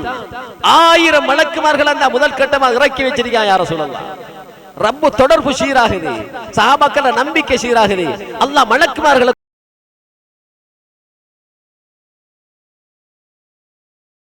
1000 மலக்குமார்கள் அல்லாஹ் இறக்கி வச்சிருக்கான். ஆயத்து இறங்கினத்தோடே ஸல்லல்லாஹு அலைஹி வஸல்லம் சிரிச்சுக்கிட்டே அபூபக்கர் முகத்தை பார்த்தாங்க. அபுஷரியா அபூபக்கர், அபூபக்கர் நன்மாராய பெறுங்க, அத்தாக்க நஸ்ருல்லாஹ், ரப்புடைய உதவி வந்துட்டு அபூபக்கர்ன்றாங்க. அல்லாஹ்வுடைய உதவி வந்துட்டு அபூபக்கர். ஹாதா ஜிப்ரீல் ஆகிதும் பிஇனானி ஃபரஸிஹி யகூதுஹு அலா தனாயாஹு நக்உ. சலாம் சொன்னாங்க அபூபக்கர் பார்த்து, அபூபக்கர், மலக்குமார்கள் 1000 பேர் இல்ல, அதை தாண்டி மலக்குமார்களின் தலைவர் ஜிப்ரீலே வந்துட்டாரு, யுத்தத்துக்கு வந்துட்டாரு. அவர் யுத்தம் செய்யறதுக்கு அவருக்கு சொந்தமான ஒரு குதிரையோட கடிவாளத்தை பிடிச்சி இழுத்துட்டு வராருட்டாங்க. அது மட்டும் இல்ல, ஜிப்ரீல் பல்லெல்லாம் புழுதி படிஞ்சிருக்கி, யுத்த காலத்துல இறங்குற முடிவிலே ஜிப்ரீல் வந்துட்டாருண்டா. என்னத்துக்கு 1000 மலக்குமார்கள்? அதுல ஜிப்ரீல் மட்டும் போதுமே. லூத் அலைஹிஸ்ஸலாம் அவங்களோட கூட்டத்தை பூமி அப்படியே பிளந்து கொண்டு போய் வானம் வரைக்கும் உயர்த்தி தலகுகளா பிரட்டிட்டது ஜிப்ரீல் மட்டும்தான். தன்னை முழு சக்தியை பயன்படுத்தல. தனக்கு அல்லாஹ் கொடுத்த 600 இறக்கைகள்ல ஒரு இறக்கட ஒரு நுனியத்தான் அதுக்கு பயன்படுத்தின. அவங்க மட்டும் போதும். ஏன் 1000 பேரு? சுபஹான். சஹாபாக்கள நம்பிக்கை சீராகுது. ரப்புடைய அழுகை கெஞ்சுதல். அல்லாஹ் சஹாபாக்கள மன திருப்திக்கு 1000 பேர் முதல் கட்டம். அதுக்கு பின்னால 3000, அதுக்கு பின்னால் மொத்தமா 5000 மலக்குமார்கள் அல்லாஹ் இறக்கினான் பதிர் காலத்துல. சுபஹானல்லாஹ். இப்ப ஸல்லல்லாஹு அலைஹி அபூபக்கரை பார்த்து சிரிச்சுக்கிட்டு இப்ப இந்த வார்த்தை, இந்த நன்மாராயத்தை சொல்லி முடிக்கல. ஸல்லல்லாஹு பார்வையை திரும்புறாங்க. ஹஜ்ரத் அலி நிக்காங்க பக்கத்துல. உடனே ஸல்லல்லாஹு அலைஹி வஸல்லம் 2 சஹாபாக்களையும் அபூபக்கர் அலி 2 பேரை பார்த்து சொன்னாங்க. இந்த ஹதீஸ் ஹஜ்ரத் அலி அவங்க தான் அறிவிக்காங்க. ஸல்லல்லாஹு சொன்னாங்க, மா அஹதிகுமா ஜிப்ரீல் வ மஅல் ஆஹிர் மீகாயில். உங்க 2 பேர்ல ஒரு ஆளுக்கு பக்கத்துல ஹஜ்ரத் ஜிப்ரீல் நின்னுகிட்டு இருக்காரு, மத்த ஆளுக்கு பக்கத்துல ஹஜ்ரத் மீகாயில் நின்னுகிட்டு இருக்காரு. வ இஸ்ராஃபீல் மலக்குன் அஸீம். ஹஜ்ரத் இஸ்ராஃபீல் அலைஹிஸ்ஸலாம் பெரிய ஒரு மலக்கவர். யஷ்ஹதுல் கிதால். அவரும் யுத்தத்துக்கு வந்துட்டாருன்னு சொன்னாங்க ஸல்லல்லாஹு அலைஹி வஸல்லம். மக்கா குறைஷி காஃபிர்கள் எல்லாரும் வந்திருக்கானுங்களா? அல்லாஹ் மலக்குமார் தலைவர் எல்லாரையும் அல்லாஹ் இறக்கிட்டா யுத்த களத்துல. இதுக்கு பின்னாலதான் மலக்குமார்களோட உதவியோட யுத்தம் ஆரம்பிக்குது. சுபஹுக்கு பின்னால இன்னொரு 10 நிமிஷத்துல முடிச்சுக்குவோம். கண்ணியமானவர்களே, யுத்தத்துக்கு ஆரம்பத்துல இப்ப மாதிரி கண்ட மாதிரி அடிச்சு கொள்றல, தாக்குறல்ல. ஆரம்ப காலத்துல அதுக்குன்னு ஒரு நடைமுறை இருந்துச்சு. காஃபிர்கள் பட ஒரு பக்கம் நிற்பாங்க, இஞ்சால அடுத்த தரப்பு இஞ்சால இருப்பாங்க. 2 படையை பார்த்துக்கிட்டு இருக்கக்குள்ள நடு மைதானத்துல சின்ன ஒரு தாக்குதல் ஒன்று நடக்கும்.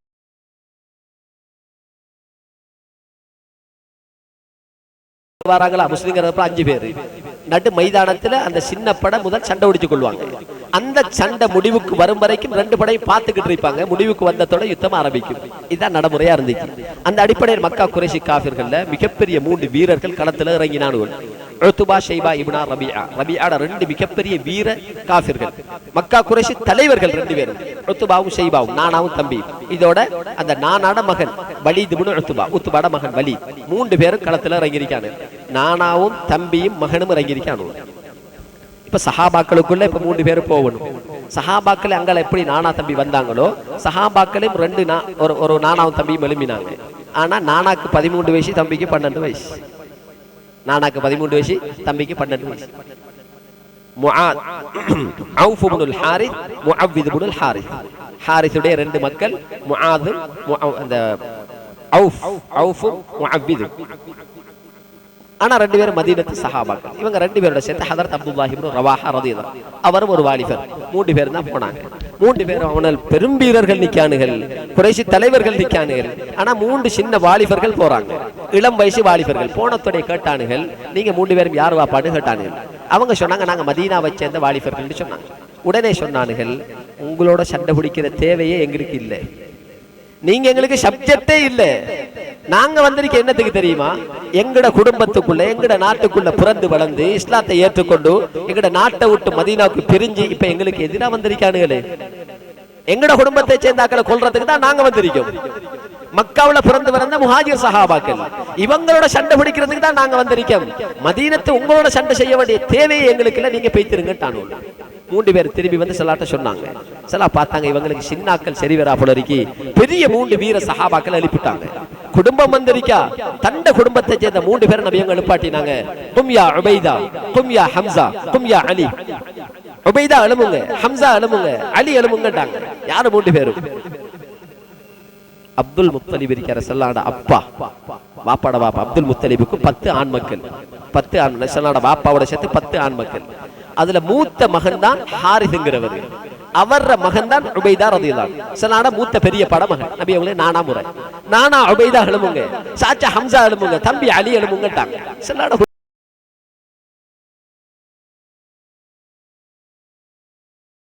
வரலாறு பிரட்டினா விளங்கும். சுருக்கமா ஹம்சாவோட வீரம் 1000 காஃபிர்களுக்கு ஹதரத் ஹம்சா மட்டும் சமன் என்று எழுதுவாங்க வரலாற்று ஆசிரியர்கள். ஒவ்வொரு மிம்பர்லையும் வெள்ளிக்கிழமை 2ஆம் குத்பாவுல ஹம்ஸத்து அஸதுல்லாஹ் வ அஸது ரசூலிஹி ஸல்லல்லாஹு அலைஹி வஸல்லம், ஹதரத் ஹம்சா அல்லாஹ்வோட சிங்கம், நபியோட சிங்கம்னு சொல்றது சுன்னத். அல்லாஹ்வோட சிங்கம்டா சாதாரண வீரம் இருக்குமா? பத்ர் யுத்த கதாநாயகனே அவங்க தான், ஹம்சா தான். அவங்க அதே மாதிரி தான் ஹதரத் அலி ரதி அவங்களுக்கும் அல்லாஹ்வுடைய சிங்கம் பேர் இருக்கு. பெரிய வீர சஹாபாக்கள் எழுப்பாட்டி அனுப்பிட்டாங்க. ஹம்சா ரதி ஷைபாவோட மோதினாங்க, அலி ரதி வலீதோட மோதினாங்க, உபைதா ரதி உத்பாவோட மோதினாங்க. அந்த 3 காஃபிர்களுக்குள்ளால அந்த உத்பா தான் வயதுல மூத்தவனா இருந்தான், அனுபவசாலியா இருந்தான், நல்ல வீரனா இருந்தான். அதனால அவனோட உபைதாரா தாக்கு பிடிக்கிறது கொஞ்சம் சிரமமா தான் இருந்துச்சு. 2 பேருக்கு பலத்த சேதம். ஆனா ஹம்சா ரதி அவங்க தன்னை எதிர்த்தரப்பு ஷைபாவுக்கு கொஞ்ச நேரம் தான் டைம் கொடுத்தாங்க, அதுக்குள்ள அவனை கொண்டுட்டாங்க. அலி ரதி அதே மாதிரி குறிப்பிட்ட நேரத்துக்குள்ள வலீதையும் கொண்டுட்டாங்க. அதுக்கு பின்னால் 2 பேரும் சேர்ந்து இந்த சஹாபியோட சேர்ந்து உத்பாவையும் கொண்டாச்சு. 3 காஃபிர்கள் கொல்லப்பட்டாச்சு. இப்ப யுத்தம் ஆரம்பிக்க போகுது. யுத்தம் ஆரம்பிக்கிறதுக்கு முன்னால 2 வார்த்தை பேசினாங்க சஹாபாக்கள். 2 வார்த்தை பேசினாங்க. அதுல ஒன்று சொன்னாங்க, மன் லக்கியல் அப்பாஸ் இப்னு அப்துல் முத்தலிப் ஃபலா யக்துல்ஹு. என்ற சாச்சா அப்பாஸ் காஃபிர் தரப்புல வந்திருக்காரு, அவரை யுத்த களத்துல யாராவது சந்திச்சா அவர்ல கை வச்சிடப்படாண்டாங்க. என்ற சாச்சாவில கை வச்சிடப்படாண்டாங்க. ஏன் சொன்னாங்க? தன் குடும்பத்துக்காக வேண்டிய ஒரு சலுகை கொடுத்தாங்களா? இல்ல. அப்பாஸ் ரலியல்லாஹு அன்ஹு மக்காவுல பத்ருக்கு முன்னாலேயே மக்காவுல வச்சு இஸ்லாத்தை ஏற்றுக்கொண்டுட்டாங்க. இது நபி உங்களுக்கு மட்டும் தெரியும். இஸ்லாத்தை மறைச்சு வச்சிருந்தாங்க. அப்பாஸ்ரா மக்கா குறைஷி தலைவர்கள்ல ஒரு பெரும் தலைவர் அவர். ஆனா காட்டிக்கொள்ளையில நிர்பந்தமான கட்டத்துல தான் இஸ்லாத்துக்கு எதிராக படையில வந்திருக்காரு, காவிர படையில வந்திருக்காங்க. மக்காவுல 13 வருஷம் முஸ்லிம்களுக்கு முழுக்க ஒத்துழைப்பா இருந்தவங்க. இஸ்லாத்தை மறைச்சு மக்காவுல இருந்து இஸ்லாத்தை மறைச்சு 6 வருஷமா மறைச்சு தான் வச்சிருந்தாங்க அப்பாஸ் இஸ்லாத்தை. ஹிஜ்ரி 8ல தான் குடும்பத்தோட வந்து இஸ்லாத்தை ஏற்றுக்கொண்டாங்க, வெளிப்படுத்தினாங்க. 6 வருஷமா மக்காவுல இருந்து செஞ்ச ஆகப்பெரிய உதவி என்ன தெரியுமா? மக்கா குறைஷி காஃபிர்கள சகல திட்டங்கள், இஸ்லாத்துக்கு எதிரான நடவடிக்கைகள், படைகள் திரட்ட எல்லா தகவலையும் மதீனாவுக்கு செய்தி அப்பாஸ் மூலமா தான் நபியங்களும் போய்கிட்டு இருந்துச்சு. ஷாச்சா தான் அனுப்பிக்கிட்டே இருந்தாங்க எல்லா செய்தியும். அவ்வப்போது காஃபிர்கள் சம்பந்தப்பட்ட சகல திட்டங்களையும் அனுப்பிக்கிட்டே இருந்தாங்க சொல்ல அவங்களுக்கு. அதை நான் சொன்னாங்க, ஷாச்சாவில் யாரும் கை வச்சிடப்படாது. அதோட சேர்த்து இன்னொரு நபரை ஞாபகப்படுத்தினாங்க.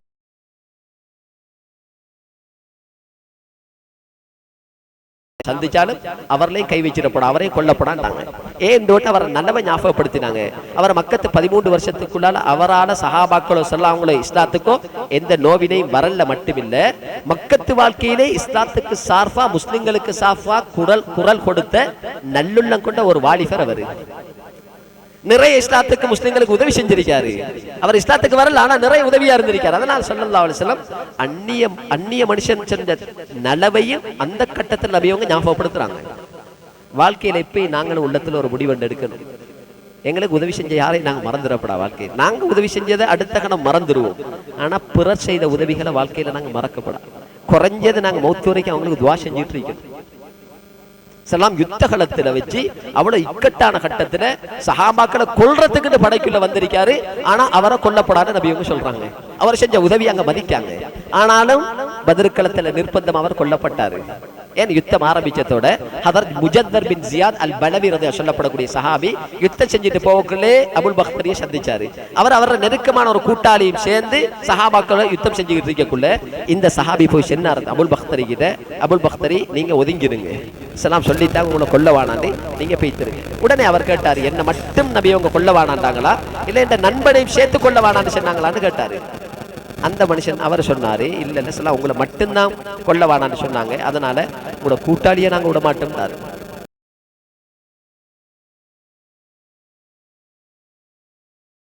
இந்த சஹாபியோட சேர்ந்து அவர் யுத்தம் சண்டைக்கு வந்தாரு. நிர்பந்தமா அந்த சஹாபி அவரை கொல்ல வேண்டிய கட்டம் வந்து ஹிதாயத்தில் அவன் கபருக்கு பேசிட்டாரு.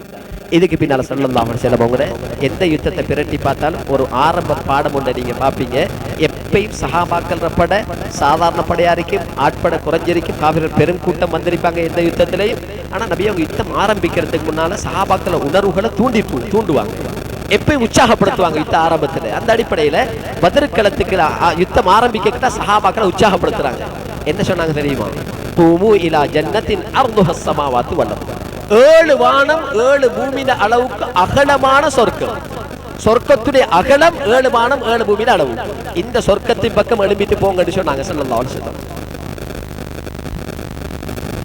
விஞ்ஞானம் கொடி கட்டி பறக்கிற காலம், ஆராய்ச்சியில் அவ்வளவு மேலோங்கி இருக்கு. ஆனா இதுவரைக்கும் எந்த விஞ்ஞானியும் முதல் வானத்துக்கு பூமிக்கு இடப்பட்ட தூரத்தை இன்னும் கண்டுபிடிக்கல, கடைசி வரைக்கும் கண்டுபிடிக்கலாம். நிறைய ஆராய்ச்சியாளர்கள் முடிவுக்கு வந்துட்டாங்க. முதல் வானம் ஒன்றே இல்லைன்ற முடிவில் இருக்காங்க. ஏன்னா ஆராய்ச்சிக்கு படுவதில்லை. ரப்பு சொல்றா ஒன்று இல்லை வாப்பா, தட்டு தட்டா 7 வானத்தை படைச்சு வச்சிருக்கு. எவ்வளவு பிரமாண்டமான தொலை தூரத்தில் இருக்குது. ஏழு வானம் ஏழு பூமி அளவுக்கு சொர்க்கத்திலே அகலம்டா, அகலம் பெருசா இருக்கிறியா நீளம் பெருசா இருக்கிறியா? அப்ப நீளம் எவ்வளவு பெருசா இருக்கு யோசிச்சு பாருங்க. இவ்வளவு பிரமாண்டமான சொர்க்கமா? சொன்னத்தோட ஒரு மதீனத்து சஹாபி ஒரு ஆள் சஹாபாக்களை படைக்கணும் நபி சொன்ன வார்த்தையை கேட்டு அவர் அறியாமலே ஆஹாண்டாரு, பஹின் பஹின்டாரு, ஆஹாண்டாரு. அவர் அறியாமலே ஆஹாண்டு சொல்லிட்டாரு. கேட்டாங்க மா யஹ்மிலுக அலா கௌலிக பஹின் பஹின், ஏன் நீங்க ஆஹாண்டு சொன்னீங்க, ஏன் சொன்னீங்கன்னு கேட்டாரு. யார சொல்ல இவ்வளவு பெரிய சொர்க்கமா, இது எனக்கு வேணும் யார சொல்லலான்ட்டாரு. சஹாபாக்கள் பார்வையெல்லாம் இருந்தாங்க. உலகத்துல எப்படி நாங்க வாழுவோம், ஆனா சொர்க்கத்துல நாங்க அனுபவிக்கிறோம். பார்வையெல்லாம் சொர்க்கமா இருந்துச்சு சஹாபாக்கள், முயற்சி எல்லாம் மௌத்தா இருந்துச்சு. இதான் சஹாபாக்கள் ஒட்டுமொத்த சஹாபாக்கள் சாராம்சம். எந்த சஹாபில வரலாறு துன்யாவை சிம்பிள் ஆக்கினாங்க, உலகத்திலே ஏமாற்றத்தை விட்டு பாதுகாப்போட வாழ்ந்தாங்க. ஆனா நிரந்தரமான வாழ்க்கைக்கு வாழ்க்கையை தயாரிப்பு செஞ்சாங்க. சொன்னத்தோட பார்வை சொர்க்கத்துக்கு போய் இவ்வளவு பெரிய சொர்க்கமா எனக்கு வேறு யார சொல்லலாம். ஒரு 3 மாடி வீடு கட்டித்தார உலகத்துல இல்ல, அதெல்லாம் தேவையில்லை. ஏசி வாகனம் எல்லாம் தேவையில்லை. எனக்கு அது இருக்கிறத குத்தமில்லை. நான் சுருக்கமா சஹாபாக்கள் உள்ளத்துல துன்யாட ஆசைக்கு இடமே இருக்கல. எல்லாம் உள்ளத்துல நிறைஞ்சிருந்தது ஆகிரத் தான், ரப்புடைய சந்திப்பு, சொர்க்கத்துடைய இன்பங்கள். அதனால ஆகாண்டாரு, எனக்கு வேணும் யார சொல்லலாம் சொன்னாங்க. உங்களுக்கு கட்டாயம் கிடைக்கும்.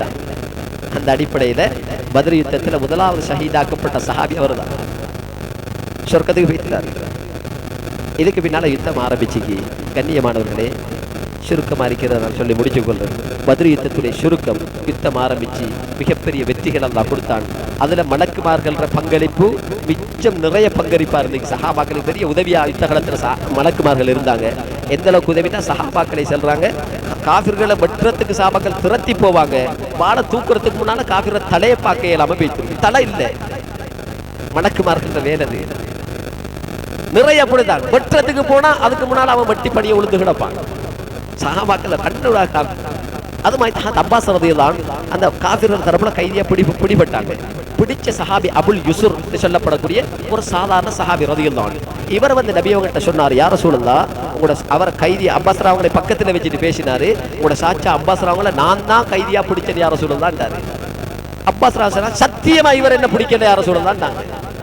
அவர் சொன்னார் இல்லையா சத்தியமா நான் தான் பிடிச்சேன்ட்டாங்க. அப்பா சொன்னார் சத்தியமா இவரை பிடிக்கல யார சொல்லலாம். என்ன பிடிச்சது, நல்ல அழகான முகம் படைச்ச நல்ல திடகாத்திரமான ஒரு நபர் தான் என் கையை வந்து பிடிச்சாரு, என் கையை கட்டினாரு, இவரை பிடிக்கல யார சொல்லலான்ட்டாரு. அவர் சொன்ன சத்தியமா நான் தான் பிடிச்சேன்டாரு. ஸல்லல்லாஹு சிரிச்சிட்டு சொன்னாங்க, லகத் அய்யதகல்லாஹு பிமலக்கின் கரீம். அபுல் யுசுர் சங்கையான மலக்கால என் சாச்சாவை நீங்க கைதியா பிடிக்கிறதுக்கு மலக் கொண்டு உதவியா வந்திருக்காருட்டாங்க. இது மாதிரி மலக்குமார்கள் நிறைய பங்களிப்பு யுத்த காலத்தில் செஞ்சாங்க. ஏதோ எல்லா பங்களிப்புட கடைசி சாராம்சம் 70 மக்கா குறைஷி காஃபிர்கள் கொல்லப்பட்டாங்க. 70 பேர் கைதியா பிடிக்கப்பட்டாங்க. சஹாபாக்கிற தரப்புல ஒரு சஹாபி கூட காஃபிர்கள் கையில கைதியா பிடிபடலை. மாத்தமா வெறும் 14 சஹாபாக்கள் ஷஹீதாக்கப்பட்டாங்க. அதுல 6 சஹாபாக்கள் மக்காவை சேர்ந்த முஹாஜிர் சஹாபாக்கள், 8 சஹாபாக்கள் மதீனாவை சேர்ந்த அன்சாரி சஹாபாக்கள். வெறும் 14 சஹாபாக்கள் தான் ஷஹீதாக்கப்பட்டாங்க. கண்ணியமானவர்களே, இதுதான் பத்ர் யுத்தத்துடைய சுருக்கம். இதுதான். என்றாலும் நாங்க விளங்க வேண்டிய ஒரு பாடம் என்னன்னா, இதுவரைக்கும் நாங்க எல்லாம் விளங்கி வச்சிருக்கோம் பத்ர் யுத்தம் தான் இஸ்லாத்துக்கும் குஃபருக்கும் மத்தியில் நடந்த மிக பிரதானமான முதலாவது யுத்தம். உண்மையும் அதுதான். குஃபருக்கும் இஸ்லாத்துக்கும் நடந்த முதல் யுத்தம், இது உண்மைதான். ஆனா இதை விட ஏற்றம் என்ன தெரியுமா? குடும்பத்தார்களுடன் செய்து கொண்ட முதலாவது யுத்தம் பத்ருடைய யுத்தம். அதனால் அந்த 3 வாலிப பிள்ளைகள் எழுப்பிட்டு போகக்குள்ள அந்த 3 தலைவர்கள் என்ன சொன்னாங்க, நீங்க தேவையில்லை, எங்கட குடும்பத்துக்குள்ள எங்கட நாட்டுக்குள்ள இருந்து இஸ்லாத்துக்கு வந்த இப்ப எங்களுக்கு எதிராக இவனுகளை கொள்ளத்தான் வந்திருக்கேன்னு சொன்னாங்க தானே. ஆட பின்னணி என்ன? குடும்பத்தார்களை கொல்றதுக்கு குடும்பம் வந்திருக்கு. சுருக்கமா சொல்ல போனா, பாப்பா முஸ்லீம்கள தரப்புல, சொந்த மகன் காஃபிர்கள தரப்புல, மகன் முஸ்லீம்கள தரப்புல, பெத்த பாப்பா காஃபிர்கள் தரப்புல, நானா இஞ்சால தம்பி அங்கால, தம்பி இஞ்சால நானா அங்கால, மாமா இஞ்சால மருமகன் அங்கால, மருமகன் இங்கால மாமா. இதுதான் பத்ர் யுத்தத்துடைய சுருக்கம். ஹதரத் அபூபக்கர் சித்திக்ரா சஹாபாக்கர் தரப்புல அவங்களோட ஒரு மகன் அப்துல் ரஹ்மான் அபூபக்கர் காஃபிர் தரப்புல வந்திருக்கான். அது வரைக்கும் இஸ்லாத்துக்கு வர பத்ருக்கு பின்னாலதான் அந்த மகன் இஸ்லாத்துக்கு வந்தான். ஆனா பாப்பாக்கு எதிராக காஃபிர்கள் தரப்புல வந்திருக்காங்க. அபூ உபைதா பின் ஜர்ராஹ் சஹாபாக்கர் தரப்புல, பாப்பா ஆமீர் பின் ஜர்ராஹ் காஃபிர் தரப்புல வந்திருக்காரு. பாப்பா காஃபிர் தரப்புல வந்த மட்டுமில்ல, பெத்தெடுத்த மகன் தான் பாப்பாவை தன்னை கையால கொண்டாங்க யுத்தகலத்துல. காஃபிரான பாப்பாவை அபூ உபைதா பின் ஜர்ராஹ் தன்னை கையால கொண்டாங்க. ஏன் கொண்டாங்க? பெத்த பாப்பாவை. எனக்கு நான் பாப்பாவை இழக்க தயார், தீனை மட்டும் விட்டு கொடுக்க மாட்டேன் வாழ்க்கையில். இதை சம்பாதிக்கிறதுக்கு தான் இன்னைக்கு உலக வாழ்க்கை. இந்த தீனை சம்பாதிச்சுட்டு இந்த தீனை குடும்பத்துக்குள்ள ஒப்படைச்சிட்டு நாங்க ரப்ப போய் சந்திக்கிறோம். இதுதான் உலக வாழ்க்கையில லட்சியமா ரப்ப எங்கள்கிட்ட எதிர்பார்க்கிற பாடம். கொஞ்சம் மனசுக்கு நாங்க எடுக்கிறது இதை. பெத்த பாப்பாவை கொல்ல தயார், ஆனா தீன இஸ்லாத்தை விட்டு கொடுக்க தயார் இல்லை. கொண்டாங்க ஹதரத் ஹம்சாரா சஹாபாக்கிற தரப்புல, நானா அப்பாஸ்ரா காபிர்கள் தரப்புல, அலிரதா சஹாபாக்கிற தரப்புல, அலிரதாட மூத்த நானா அகீல் இப்னு அபீ தாலிப் காபிர் தரப்புல வந்திருக்காரு. முஸ்அப் இப்னு உமைர் ரதா சஹாபாக்கிற தரப்புல பொதுவான வெள்ளக்கொடி பிடிச்சிருக்காரு. தம்பி அபு அஸீஸ் இப்னு உமைர் காபிர் தரப்புல பொதுவான வெள்ளக்கொடி பிடிச்சிருக்காங்க. உமர் ரதா சஹாபாக்கிற தரப்புல உமரோட தாய் மாமா உம்மாட உடன் பிறந்த சகோதரன் ஆஸ் இப்னு ஹிஷாம் காபிர் தரப்புல வந்திருக்காரு. காபிர் தரப்புல வந்து மட்டுமில்ல, உமரான் தன்னை தாய் மாமாவை தன்னை கையாலே கொண்டாங்க பத்ர் களத்துல. மாமாவை கொல்லுவன், ஆனா தீன குழி தோண்டி புதைக்க மாட்டேன். எல்லாத்தையும் தாண்டி ஸல்லல்லாஹு சஹாபாக்கிற தரப்புல நபியோட மூத்த மருமகன் காபிர் தரப்புல வந்திருக்காரு. சடா 2 மருமகன்மார் எங்களுக்கு தெரியும். 2வது மகள் மௌத்தாயிரத்து, மூன்றாவது மகளை திருமணம் முடிச்ச உஸ்மான் ரதி ஒரு மருமகன், கடைசி மகள் ஃபாத்திமாட கணவன் அலி ரதியல்லாஹு. இந்த 2 மருமகனையும் நமக்கு தெரியும் எல்லாருக்கும். ஆனா இந்த 2க்கு முன்னால ஒரு மூத்த மகளை முடிச்சிருந்த மூத்த மருமகன் இருந்தாரு, ஜெய்னப் ரதியல்லாஹு அன்ஹா. அவங்கட கணவன் அபுல் ஆஸ் இப்னு ரபீஅ் சொல்லக்கூடியவர். இவர் ஹிஜ்ரி 6ல பின்னாலதான் இஸ்லாத்துக்கு வந்தாரு. பத்ர் களத்துல மாமாக்கு எதிராக வந்திருக்காரு. சில நினைச்சும் பார்க்கல மருமகன் எனக்கு எதிராக வருவாரு, ஆனா வந்திருக்காரு. இதுதான் பத்ர் யுத்தத்துடைய சாராம்சம். 70 காபிர்கள் கொல்லப்பட்டு சொன்னாலும் 70 காபிர்களும் சஹாபாக்கள் குடும்பம் தான் கொல்லப்பட்டிருக்காங்க. 70 பேர் கைதியா பிடிக்கப்பட்டிருக்காங்களா? பிடிப்பட்ட 70 பேரும் சஹாபாக்கள் குடும்பம் தான். அதனால கடைசியா சொன்னாங்க 70 கைதிகளை என்ன செய்யலாம்னு கடைசியா ஒரு மஷூரா முன் வச்சாங்க. 2 பேர் தான் கேட்டாங்க. அபூபக்கர் சித்திக் கேட்டாங்க, அபூபக்கர் என்ன செய்வோம், 70 பேர் பிடிபட்டிருக்காங்க என்ன செய்வோம்? அதுக்கு பிறகு உமர் தான் கேட்டாங்க. அபூபக்கர் நிதானமான அழகான ஒரு மஷூரா சொன்னாங்க. 70 பேரை பார்த்துட்டு முடிவு செஞ்சாங்க. அபூபக்கர் மஷூரா சொன்ன, யார் சொல்லலாம், பிடிபட்ட 70 பேருக்குள்ள 3 பயங்கரமான மோசமான காபிர்கள் பிடிபட்டிருக்காங்க. யார் சொல்லலாம், நிறைய மக்கத்து வாழ்க்கையில நிறைய கஷ்டங்களை நாங்கள் அனுபவிச்சிருக்கோம். அதனால அந்த 3 பேரும் இதே இடத்துல கொல்லப்படணும் யார் சொல்லலான்னு சொன்னாங்க. சொன்னா அந்த சஹாபின் மஷூரா அபூபக்கர் மஷூரா நபியை ஏற்றுக்கொண்டு அதே இடத்துல 3 பேர் கொல்லப்பட்டார்கள். நதர் இப்னு ஹாரிஸ், துஐமத் இப்னு அதி, உக்பத் இப்னு அபீ முஹைத். இந்த 3 பேரும் அதே இடத்துல கொல்லப்பட்டார்கள். 67 பேருக்குள்ள இன்னும் 3 பேர் அடையாளப்படுத்தினா யார சொல்லலாம், இவங்களை மன்னிச்சு விட்டுருவோம் யார சொல்லலாம், இவங்க நல்லாக்கள் யார சொல்லலாம், இவங்களை மன்னிச்சு விட்டுருவோம், அவங்க பின்னால இஸ்லாத்துக்கு வருவாங்க பெரும்பாலும் சொல்லி மன்னிப்பு கொடுத்தாங்க 3 பேருக்கு. அந்த அடிப்படையில சலாட மூத்த மருமகன் அபுல் ஆஸ் இப்னு ரபீஅ் அவரும் விடுவிக்கப்பட்டார், மன்னிப்பு கொடுக்கப்பட்டு. அடுத்தது யமாமாவுடைய மினிஸ்டர் சுமாமத் இப்னு உசால் ரலியல்லாஹு அவரும் பின்னால சஹாபி தான். அவர் மதீனா தூண்ல கட்டி வைக்கப்பட்டு இஸ்லாத்துக்கு வந்த சஹாபி. அடுத்து அபு இஸ்ஸா அல் ஜுமஹி என்று சொல்லப்படக்கூடிய ஒரு கவிஞர். 3 பேரை மன்னிப்பு கொடுத்து எந்த பிணை தொகையும் இல்லாம விடுவிக்கப்பட்டாங்க. ஆனா தந்த மருமகன் மூத்த மருமகன் நபி ஸல்லல்லாஹு பிணை தொகை இல்லாம விடுவிக்கக்குள்ள ஒரு வாக்குண்டு எடுத்து தான் விட்டாங்க. சொன்னாங்க, மருமகன் நீங்க தான் இதுவரைக்கும் என்ன நபியா ஏற்றுக்கொள்ளல, ஆனா உங்களோட மனைவியாக என்ற மூத்த மகள் என்ன அவன் நம்பி இருக்கா, என்ன ஏற்றுக்கொண்டிருக்கா, அவன் இஸ்லாத்துல இருக்கா, நீங்க காஃபிரா இருக்கிறீங்க. இஸ்லாத்துல ஷரியத்துல ஒரு முஸ்லிமும் காஃபிரும் சேர்ந்து குடும்ப வாழ்க்கை நடத்த இயலாம். நீங்க மக்காவுக்கு திரும்பி போனதுக்கு பின்னால எந்த மகள் ஜெய்னபை பாதுகாப்பா மதீனாவுக்கு அனுப்பி வைப்பீங்க என்று எனக்கு வாக்கு தருவீங்கன்னா எந்த பிணைத்தொகையும் இல்லாம உங்களை நான் விடுவிக்க தயார்னு சொன்னாங்க. அவர் அந்த நிபந்தனை ஏற்றுக்கொண்டாரு. சரி, எந்த பிணைத்தொகையும் விட்டாங்க, அவர் வாக்கை நல்லா நிறைவேற்றினார். மக்காவுக்கு போய் பாதுகாப்பா மனைவியை ஒட்டகத்துல ஏற்றி கண்ணியமா பாதுகாப்பா மதீனாவுக்கு அனுப்பி வச்சுட்டாரு. அதுக்கு பின்னால ஹிஜ்ரி 4 வருஷம் பத்ருத்தனர் 4 வருஷத்துக்கு பின்னால் அவர் இஸ்லாத்துக்கு வராரு. நபியவங்க மகளை அதே மருமகனோட இணைச்சு வச்சுட்டாங்க, அதே திருமணத்துல இணைச்சு வச்சுட்டாங்க. சரி, அந்த அடிப்படையில் 3 பேர் மன்னிப்பு கொடுக்கப்பட்டாங்க. மிச்ச 64 பேருக்கு அபூபக்கர் மஷூரா சொன்னாங்க, யார சொல்லா பிடிபட்டாக்கள் நல்ல வசதியான மக்கா வச்சு அந்த வசதியானாக்கள் பிடிபட்டிருக்கானுகள், அவங்களோட வசதிக்கு ஏற்ற மாதிரி ஒரு தொகை தண்டப்பணத்தை செலுத்திட்டு விடுதலை ஆகட்டும் யார சொல்லலாம். வசதி இல்ல, ஆனா நல்ல படிப்பறிவு உள்ளாக்கள் பிடிபட்டிருக்கானுகள். எங்கட சஹாபாக்களுக்குள்ள படிக்க வசதி இல்லாத கொஞ்சம் வாலிப பிள்ளைகளுக்கு கொஞ்ச நாளைக்கு படிச்சு கொடுத்துட்டு அவங்க விடுதலை ஆகட்டும் யார சொல்லலாம். படிப்பறியும் இல்ல வசதியும் இல்ல, ஆனா நல்ல யுத்த பயிற்சி தெரிஞ்ச வாலிபர்கள் பிடிபட்டிருக்காங்க, அவங்க எங்கட கொஞ்சம் வாலிபர்களுக்கு யுத்த பயிற்சி பழக்கி கொடுத்துட்டு அவங்க விடுதலை ஆகட்டும். இப்படி ஒரு நடுநிலையான கருத்தை முன் வச்சாங்க. இவங்களோட மஷூரா கேட்டு முடிச்சுட்டு ஸல்லல்லாஹு உமர்ட்ட அடுத்த மஷூரா கேட்டாங்க. கடைசி மஷூரா உமர் உங்களோட மஷூரான்னு எடுத்த உடனே ஹதரத் உமர் சொன்னாங்க, யார சொல்லலாம் இந்த அபூபக்கர் மஷூரா இதை ஏற்றுக்கொள்ளே, இதெல்லாம் சரிவரா யார சொல்லலாம், இந்த மஷூராவெல்லாம் சரிவராட்டாங்க. ஹதரத் உமர் தைரியமா பேசுவாங்க. சுப்ஹானல்லாஹ், தைரியமா சொன்னாங்க, யார் அபூபக்கர் மஷூரா இது நல்லம் இல்லை யார சொல்ல, இதை ஏற்றுக்கொள்ளே எல்லாட்டாங்க. சில கேட்டா அப்ப நீங்க என்ன சொல்றீங்க உங்களோட மஷூரான்னு. 64 பேரையும் அதே இடத்துல உமரா பங்கு வச்சாங்க. சொன்னாங்க, யார சொல்லலாம் ஹம்சாட நானா அப்பாஸ் பிடிபட்டிருக்காரு, அப்பாஸை தூக்கி தம்பியில கையில கொடுங்க, தம்பி இதே இடத்துல நானாட கழுத்தை எடுக்கணும், நானாட கழுத்தை தம்பி எடுக்கணும். அலிட நானா அக்கையில் பிடிபட்டிருக்காரு, அக்கையில தூக்கி அலி கிட்ட கொடுங்க, அலி நானாட கழுத்தை எடுக்கணும். முஸ்அப் இப்னு உமைர் தம்பி அபு அசீஸ் பிடிபட்டிருக்கா, தம்பியை தூக்கி நானாட்ட கொடுங்க, நானா தம்பியில கழுத்தை எடுக்கணும்.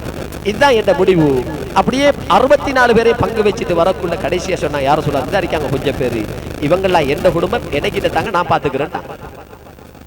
பாத்துக்கிறேன் சொல்லி போட்டு தான் கடைசியா நபியோட கடைசி ஒரு வார்த்தை பாவிச்சாங்க. இந்த பத்ர் யுத்தத்துடைய சாராம்சமா இந்த வார்த்தையை மட்டும் கொஞ்சம் உள்ளத்தால சுமப்போம், இதை மட்டும் எடுத்துட்டு போங்க உள்ளத்துல. அல்ல நிச்சயமா எங்களை ஆகிரத்துடைய பயணத்தை அழகாக்கி வைப்பான். ரப்புடைய தொடர்பு சீராகிறதுக்கு ஒரு பெரிய ஒரு தூணா அமையும் இன்ஷா அல்லாஹ். உமர் கடைசியா பேசினாங்க, யார சொல்லலாம் எங்கட கையாலேயே எங்கட குடும்பத்தாக்களை நாங்க கொல்லணும் ஏன் சொல்றது, யார சொல்லலாம் ஏன் சொல்றது தெரியுமா, நாங்க ரப்புக்கு நிரூபிக்கணும் யார சொல்லலாம்.